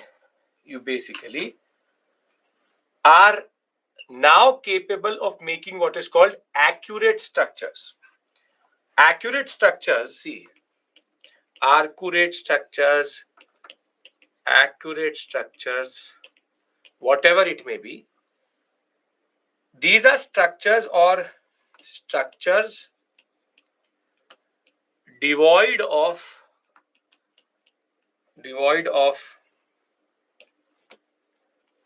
columns, vertical columns, is called an arcuate structure.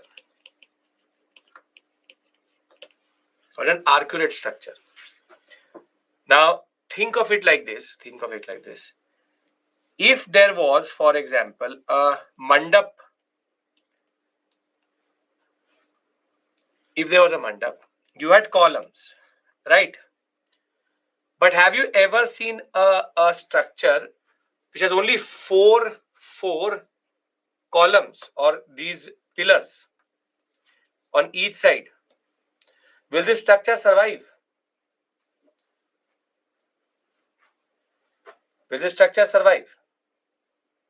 No, because this area, the middle area, there's no load bearing. So you would have to add more pillars,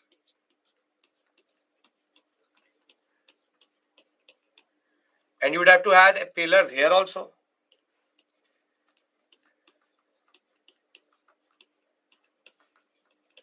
A very good example of this is this.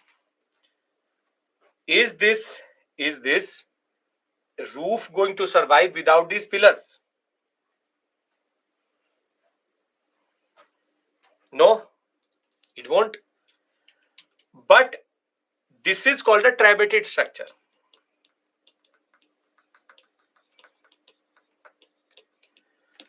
But if you incorporate arch and dome, you do not need columns, and therefore what we see is now they are able to make structures such as this.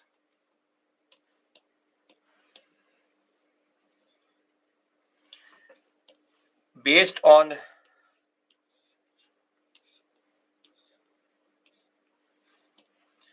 arches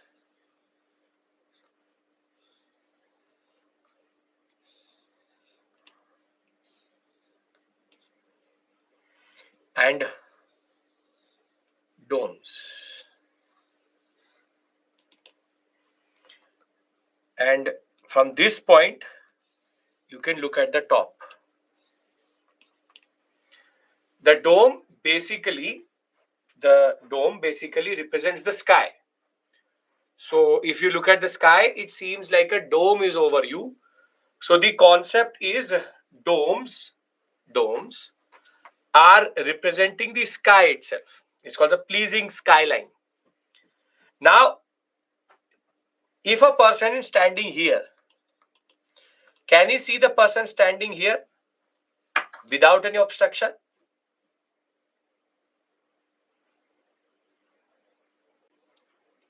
Yes, yes. Because there is no column, so there's no obstruction. There's no obstruction. This is called an arcuate structure. See, open halls which are needed for madrasas, or for example in masjids where congregation happens, if you have too many pillars, it takes up space.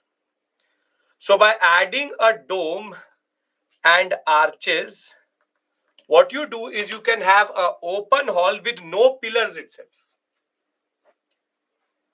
And this architectural technique was so important that till today, most of the big halls are made like this only. Any hall which you see where there is no pillar in between, the same type of design would have been used.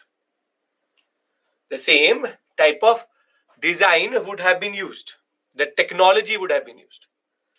Now, I told you that Delhi Sultans gave us true arch, true dome, and arcuate structures. If these 3 points are clear, then I'll tell you why is limestone mortar important, what is arabesque. Can we discuss phase 2? Yes? Okay. Now, to have such a type of building, and specifically this type of a dome, for example, this part of the dome, does it have the risk of falling or not? It has the highest risk of falling, lowest risk of falling. It has the highest risk because it is a freestanding in between structure, and if it is not supported properly, it can fall, which basically the roof can fall. Are true domes closed? All domes are closed. I said it represents the sky. If you don't have the dome, then what's the point of having it's a closed structure. Again, talking like you've never seen a dome. But no problem. The point is, in order to keep these elements of construction together, what do you need? What do you need?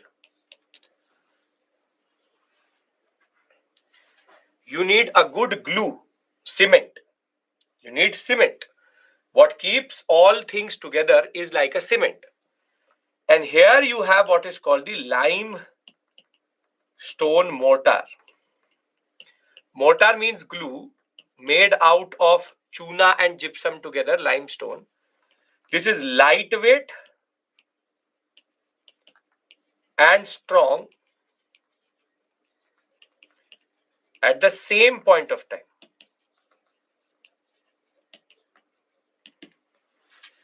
And without limestone mortar, arches and domes are not possible only. Because if the limestone mortar is not strong enough, these elements will start to fall. Not all domes are made out of limestone. Ashay, think before you write. I'm saying limestone mortar, which is limestone glue. In this period, yes. What is the difference between true dome and accurate dome? Again, confusing yourself. It's called a true dome because if the scientific measurements of the dome is correct, it's called a true dome. You can also make a dome, but you will not make a proper dome. Accurate is a structure, is a type of structure. Accurate structures mostly do not have pillars. Tripartite structures have a pillar. So I don't know where you are making these manghanant questions, which when I'm not saying these things only. Accurate is a structure. Dome is a device. It's an architectural device. So again, I don't get it, but I am still answering your question. Simple point is that in order to have dome and what we call as arches, accurate structures, you need to use a mortar. It specifically should not be limestone, but it is limestone which they introduce, which becomes a staple and a standard thing. So please be very clear that Delhi Sultanate rulers, in that sense, are the ones who introduced true arch, true dome. Previously, we did not know the scientific method of making it. It represents a pleading skyline, and by having arches and domes, you can have halls which do not have pillars. Again, this does not mean that all tribated structures went away.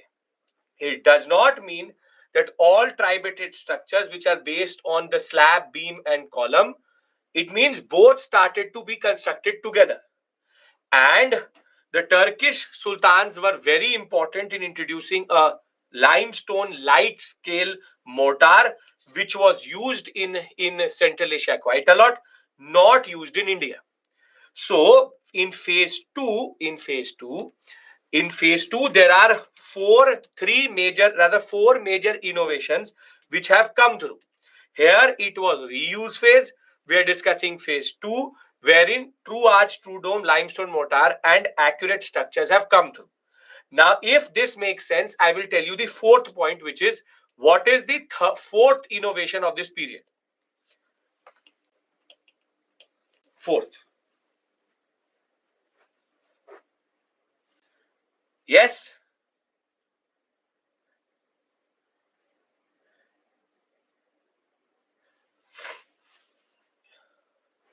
Fourth, fifth, whatever it is.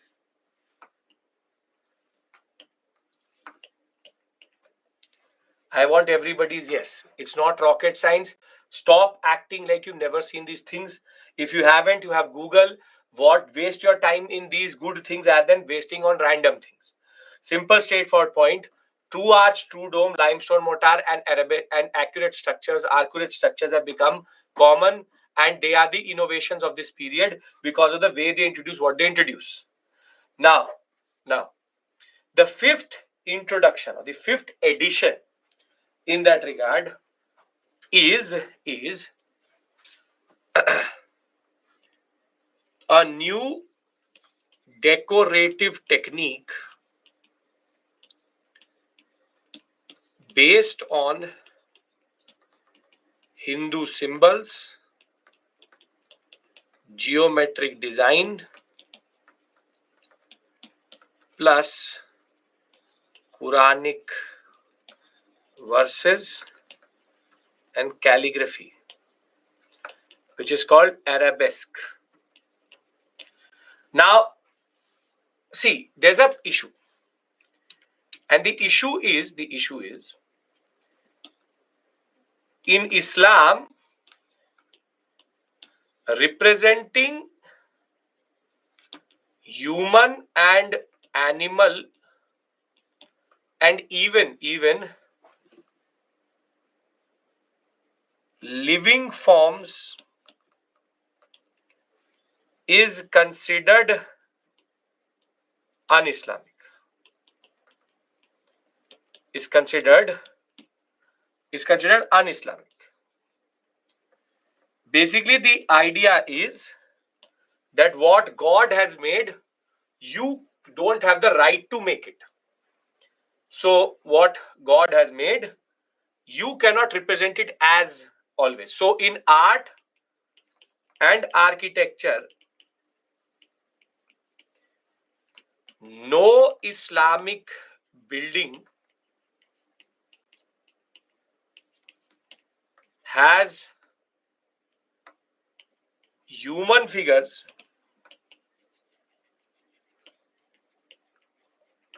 in their decoration. And as it is, idol worship is not allowed. Is not allowed. Is this true for Hinduism? Is this true for Hinduism? It isn't. That is why if you go to any, even Hinduism, Buddhism or Jainism, if except for Hinayanic Buddhism, you go to any temples or of these ideas, you will find human women, Mithun, the Yaksha, Yakshi. You have different types of representation. Different types of representation. So now the architects of Delhi Sultanate are stuck. The architects are stuck. They're stuck because they cannot make human figurines. And if they can't make human figurines, how should they decorate their buildings? Because they can't make plain buildings. So what they do is that they say, okay, if we can't represent, and they want to decorate, the Delhi Sultanate rulers look at the temples and they love the decoration. They want to decorate. So they come up with the idea that we can do one thing. Geometrical patterns can be used. And they said that we can do one more thing, which is that we can use calligraphy to write the Quranic verses in a very stylistic manner. That can also be decorative. But the master stroke, why we call this Indo-Islamic architecture, the master stroke is that the Delhi Sultans called the ulemas. And they said that, can I represent humans? They said, no, you cannot represent humans. It is un-Islamic. So he said that basically, if anything is un-Islamic, then it can be used. Reverse psychology. If anything is un-Islamic, then it can be used. So the ulema said yes. So the Delhi Sultan said that if I use Hindu symbols, for example, lotus, inverted lotus, the swastika, and even basic Hindu symbolism, then is it un-Islamic? He said yes. So it means that I can use it. So they found a loophole. They said, okay, we can't represent anything which is Islamic. Therefore, every Hindu symbol is un-Islamic or non-Muslim. And therefore, we can use Hindu symbols. The ulema is basically caught up in his own answer. And that is why arabesque, which develops as a confluence of using Quranic verses. You can see here, Quranic verses written in calligraphy, using geometric designs, but any design which was available in a temple was therefore available to the sultans. And this is where Delhi Sultanate rulers embraced the indigenous design culture and Hinduistic imagery. It isn't confusing. If it is confusing, then Delhi Sultan succeeded. It's very simple. You cannot represent anything which is Islamic. So you can represent anything which is un-Islamic. Hinduism is not Islam. Therefore, Hinduistic symbols are un-Islamic. Therefore, can be used. It's a syllogism. Please explain in simple words. Cannot understand the process. Simple words. ठीक. I said to you,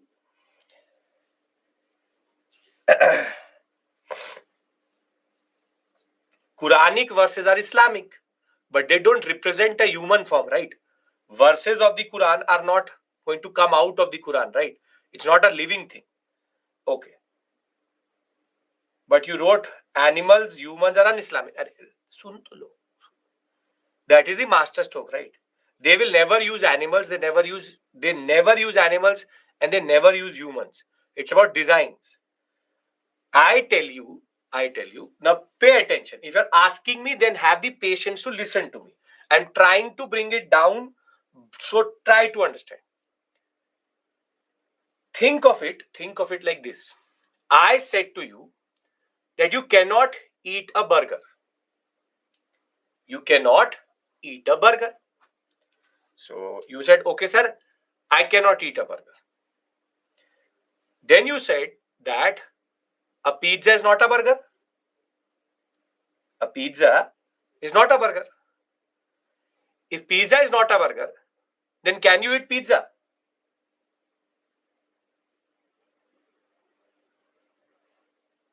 Yes. Now remove the burger and put Islam, and remove the pizza and Hinduism.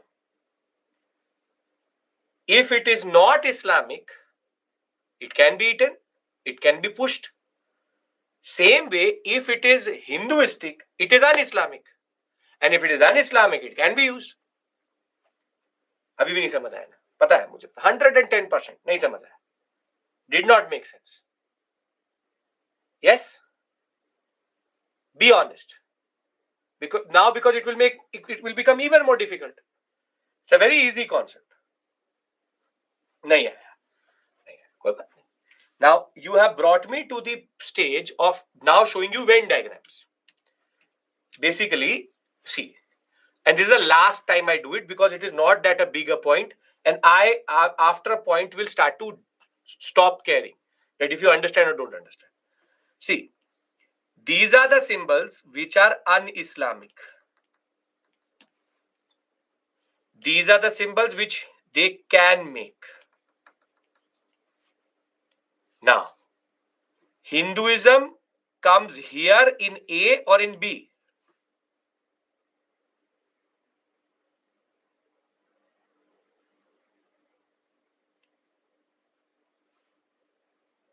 Because Hinduism is un-Islamic, they therefore can make it. I'll show it to a different way. See, cannot make, can make,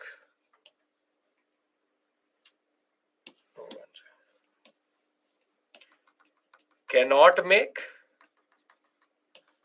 can make Hinduism.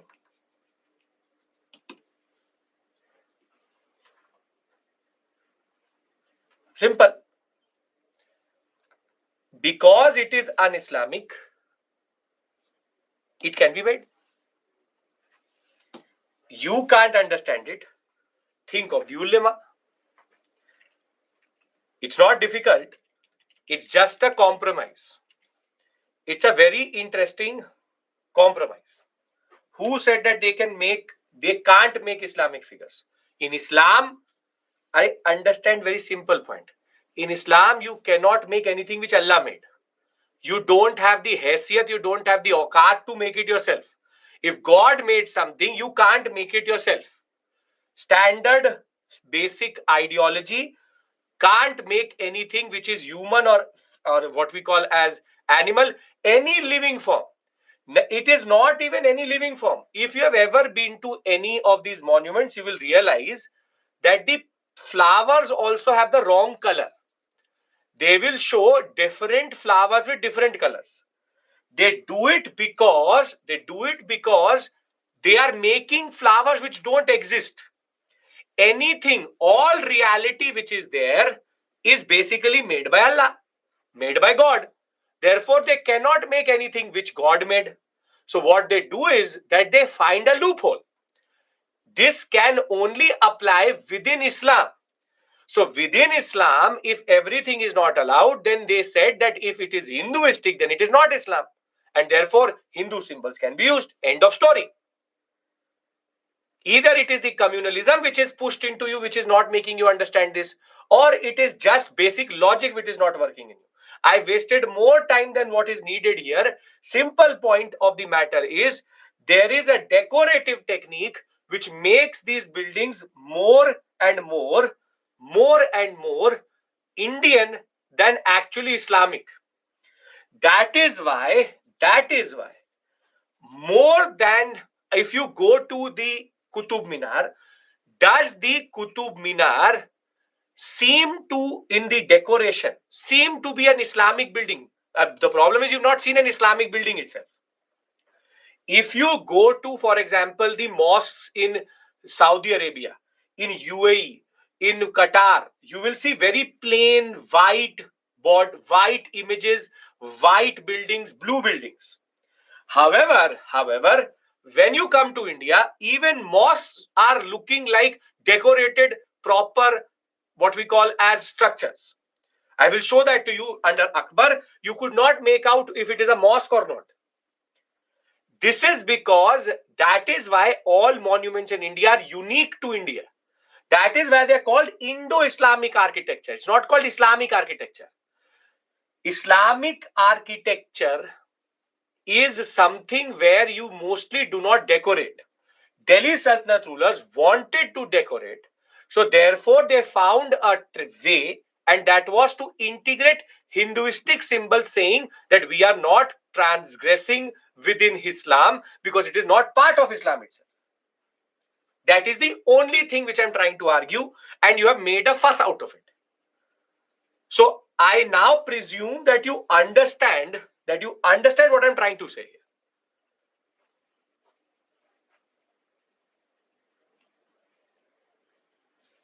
So, sorry to say this, before slide need a change, animals are Islamic. कहाँ लिखा है यार?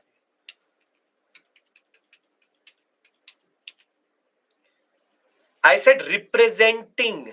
Read it properly, Lakshmi. आंखें खोलना है. Okay. Now I really don't care. Now I've gone into that zone that I'm now not going to waste everybody's time. Now, when we talk about decoration, if it says arabesque in the examination, just remember it is Delhi Sultanate. In the sphere of decoration, the Turkish sultans cannot represent human and animal figures in the buildings. Eschewed means not allowed. Instead, they use geometrical and floral designs, combining them with panels of inscriptions of the Quranic verses. Thus, the Arabic script itself became a work of art. Then you will say, how are they representing the Quran? Because it's a script. It is a text. They are not representing what God has made. It is a man-made script. The combination of these decorative devices are called arabesque, and it freely borrowed from Hindu motifs such as bell motif, swastika, lotus. Thus, like the Indians, the Turkish were very, very intensely fond of decoration. They used very light red sandstone. They embraced red sandstone, and yellow and marble was used to basically make a blend of different structures. Now, very simply, I showed you this slide. Phase 2 additions were true arch, true dome, limestone mortar, arabesque, and accurate structures. Does this make sense? Because then I will show you the examples of this. Does this make sense? What now these 5 words mean?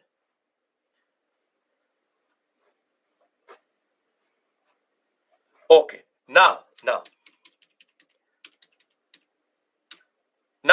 if you look at the Qutub complex basically is considered the blend of the old and the new.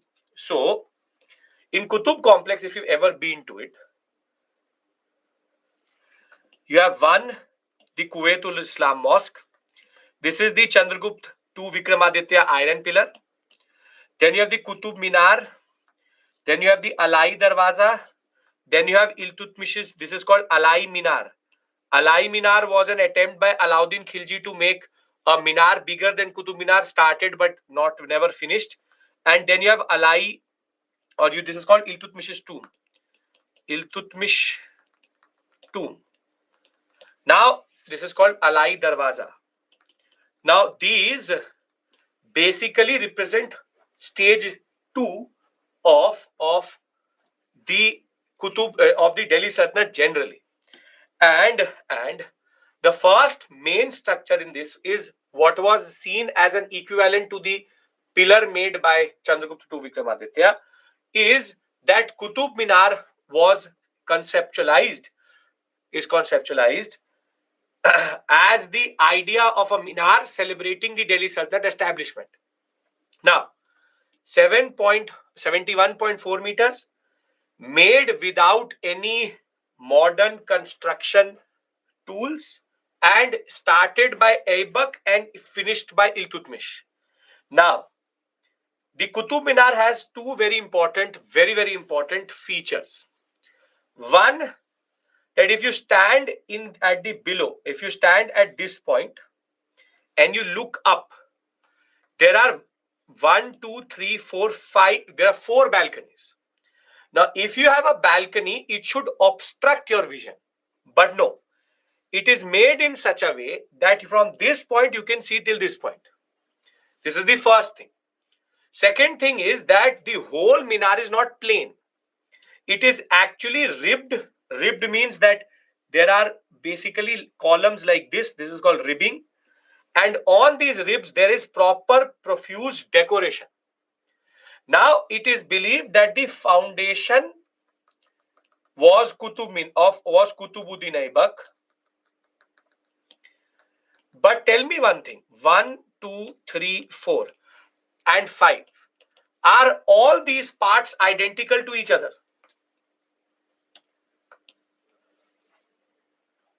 No. Here, 4 and 5 are different. And the reason for that is, Qutub Minar foundation was then completely completed by Iltutmish.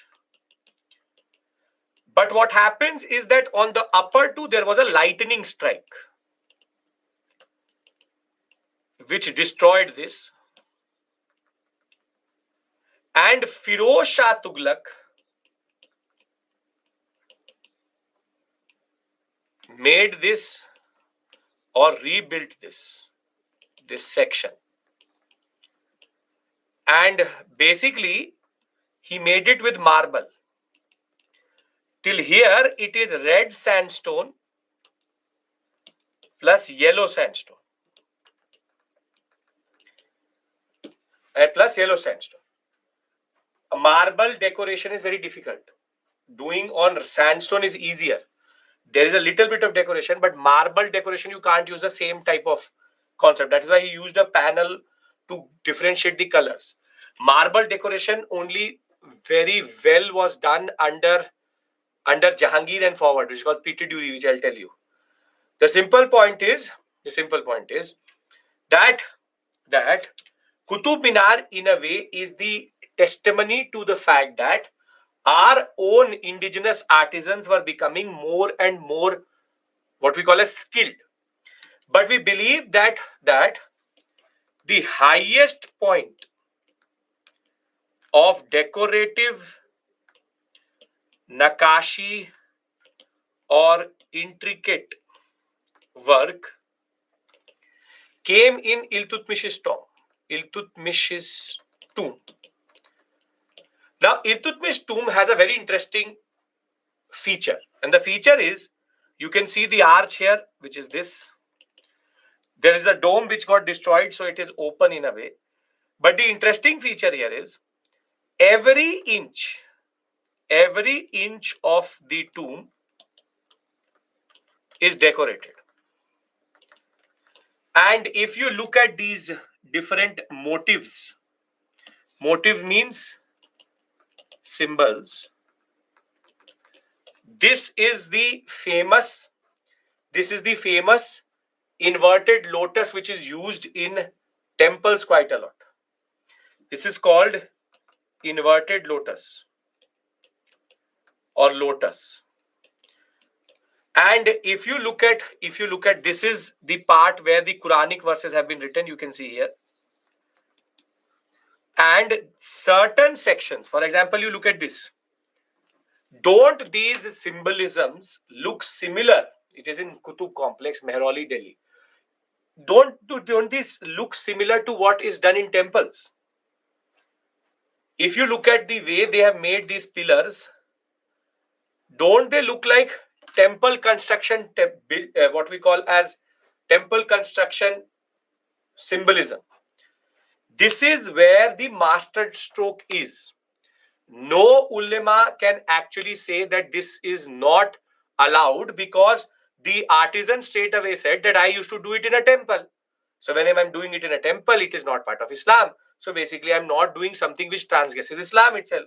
It is just a decorative technique which is already un-Islamic.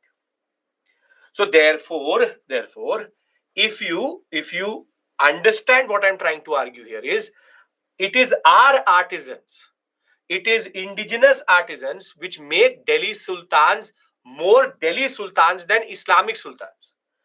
Basically, Delhi Sultanate sultans embraced the idea that the more we add Hinduistic symbolism, the better it is, because that way we can decorate, and that is why these structures are unique to India itself. You will never find such type of construction anywhere else. Anywhere else. And it is believed, and this is not phase 2, this is still phase 2. It is believed that under Alauddin Khilji, the highest point of phase 2 will be reached, wherein he will build a whole city called Siri, which does not survive today except for a mosque and a basic wall around it. But it is him who developed the Alai Darwaza. The Alai Darwaza is considered that the arch and dome were made with proper scientific measurement. Proper scientific measurement. Wherein, if you look at this is, have you ever seen this anywhere other than the Alai Darwaza? Where have you seen this? This is actually called Rajasthani Jali work, which will later become Rajasthani Jali work. This type of designing is very common in Rajasthan. And therefore, Alai Darwaza, this dome itself, is considered a true dome. A dome which was built on scientific lines. Therefore, we believe that they reached a point where our artisans had already learned all Turkish techniques. All Turkish techniques. And you can see how big the arches were becoming. This picture is quite iconic because Kuwaitul Islam Mosque, which is phase 1, the iron pillar, which is the Chandragupta II Vikramaditya pillar, and the phase 2, all converge in one. All converge in one. Wherein it shows that how our artisans were becoming more and more driven, more and more oriented in going forward in a better manner itself. So our discussion of phase 2 ends with understanding that you don't have to remember the examples. End in understanding that in phase 2 there are multiple innovations, and this is perfectly fine. If this makes sense, I give you a breather, though it is already 8. I give you a breather, and last 25 minutes I want your attention for phase 3 and phase 4. Is it okay? Here, think of it like what we have taught till this point. Right? 5 minutes, burst 25 minutes on this slide.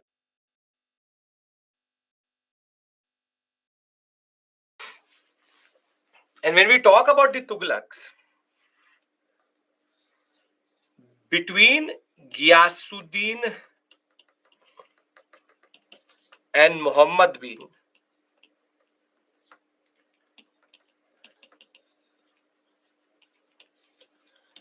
it is phase 3. And phase 4 is Firoz Shah Tughlaq, and is considered a declining phase. And this is why reading architecture gives you a lot of interesting insights. What you get to know is that in this phase 3, there is the marble dome, new concepts. There is called Batar, which is sloping walls. And there's also called the concept of beam and lintel, which is introduced. But by the time we come to Firoz Shah Tughlaq, buildings start to reflect the declining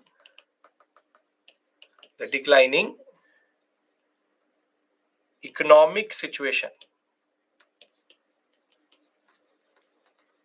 And so much so that Firoz Shah Tughlaq declining phase, what we see is that he will reuse building material and he will start to produce non-decorated, very dull buildings. This can be seen vis-a-vis a contrasting image of Ghiyasuddin Tughlaq's tomb, which has the iconic marble dome. And further, if you see, these walls are not straight. These walls are not straight. These are called sloping walls. Sloping walls, slanted walls. And this is in architectural sense called barter. They made 3 cities, Tughlaqabad, Jahanpana, Firozabad, Adilabad. And the highest point is the marble dome, sloping walls, which is barter. But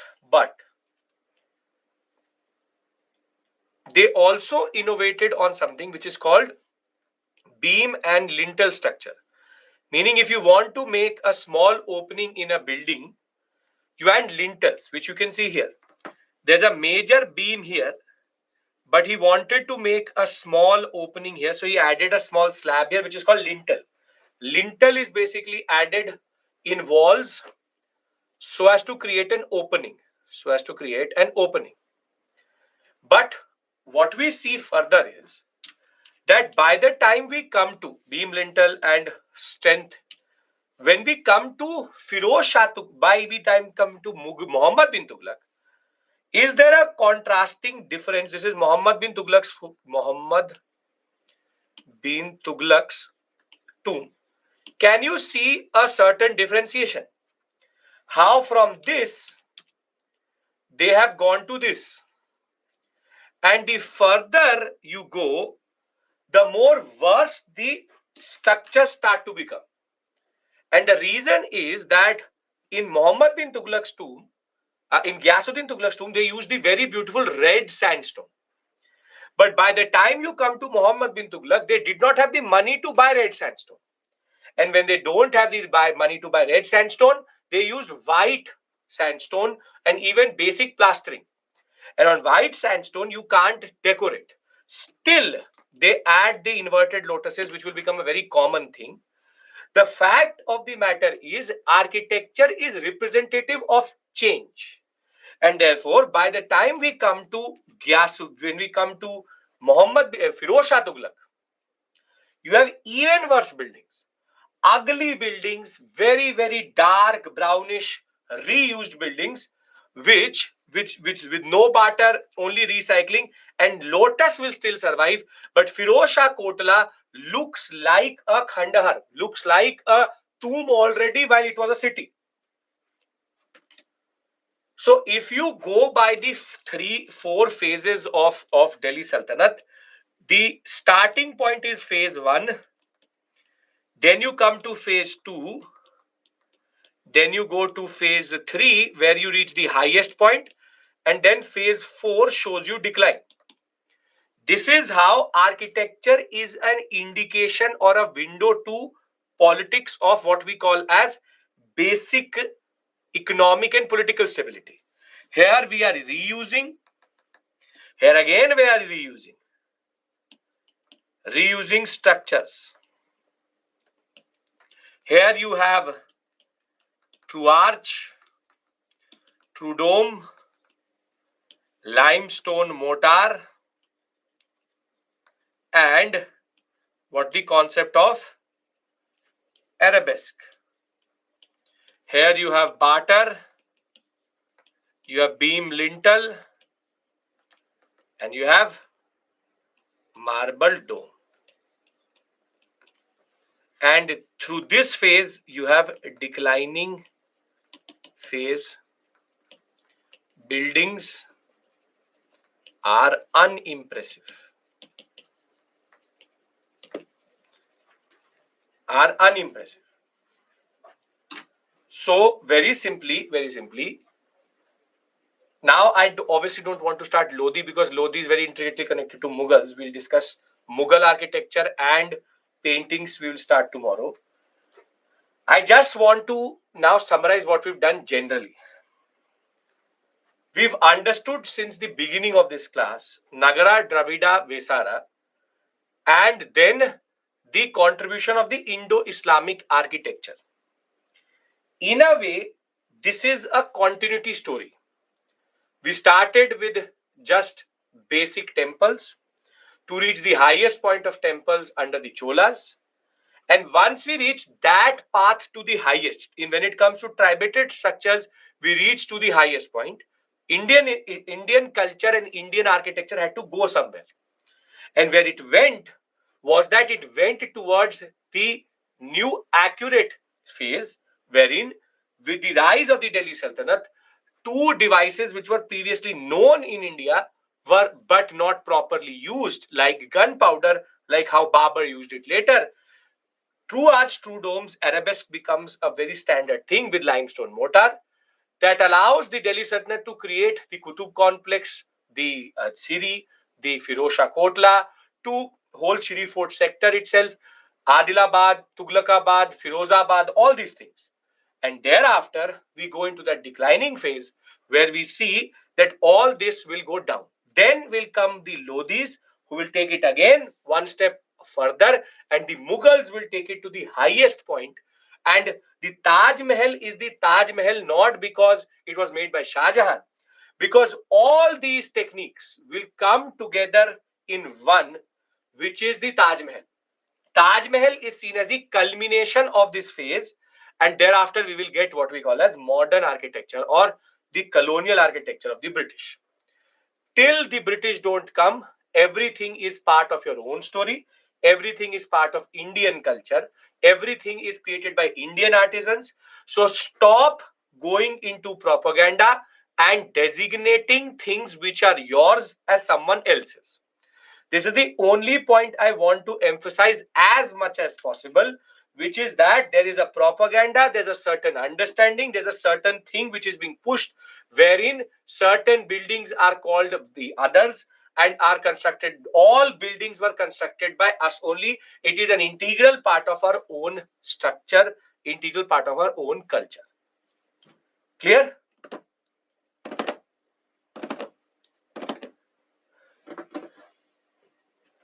But you tell artisans came from Central Asia. Architects came from Central Asia. How many artisans will bring from Central Asia? Architects transferred that technology to artisans, mistris, Rajmistris. Phase 4 is Tughlaqs only. Tughlaqs, Lodhis are not in phase 4. Phase 1 is reusing one. Yes, reusing structures which were already there. Standard of phase 4 was lower than phase 1. No, obviously not. But it's not like that.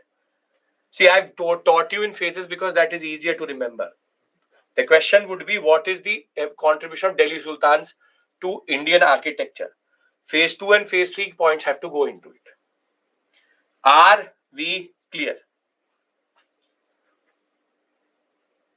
True arch generally measures a proper measurement. Proper measurement is true arch, true dome. I don't care what is that measurement. Okay, now let me give you some practice questions and we can break for today.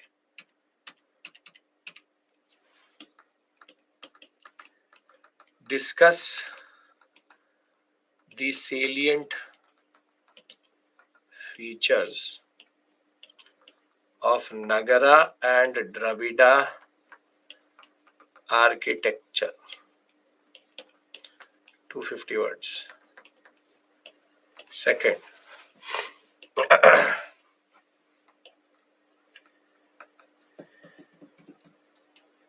discuss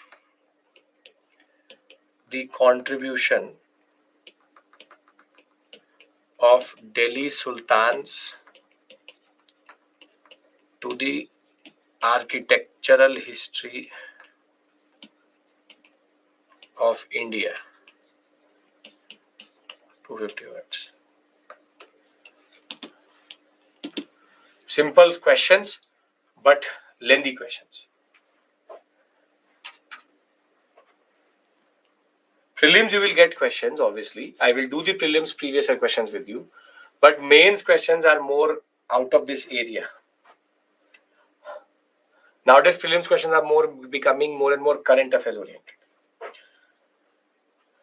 Okay, so with this, we stop today and we'll pick it up from here tomorrow and we'll take it towards painting, sculpture. Once sculpture and painting is over, we will basically be able to cover everything what we have to cover for mains oriented plus prelims oriented, and then we move away from it. And I think this week is fine. 17th is our last class.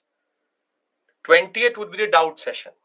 If needed, on the 20th doubt session day, if needed, I'll take, if we are lagging, for example, by the time we reach there, I'll take some extra 1-2 hours. We'll see that. Okay. Thank you. Take care and bye-bye.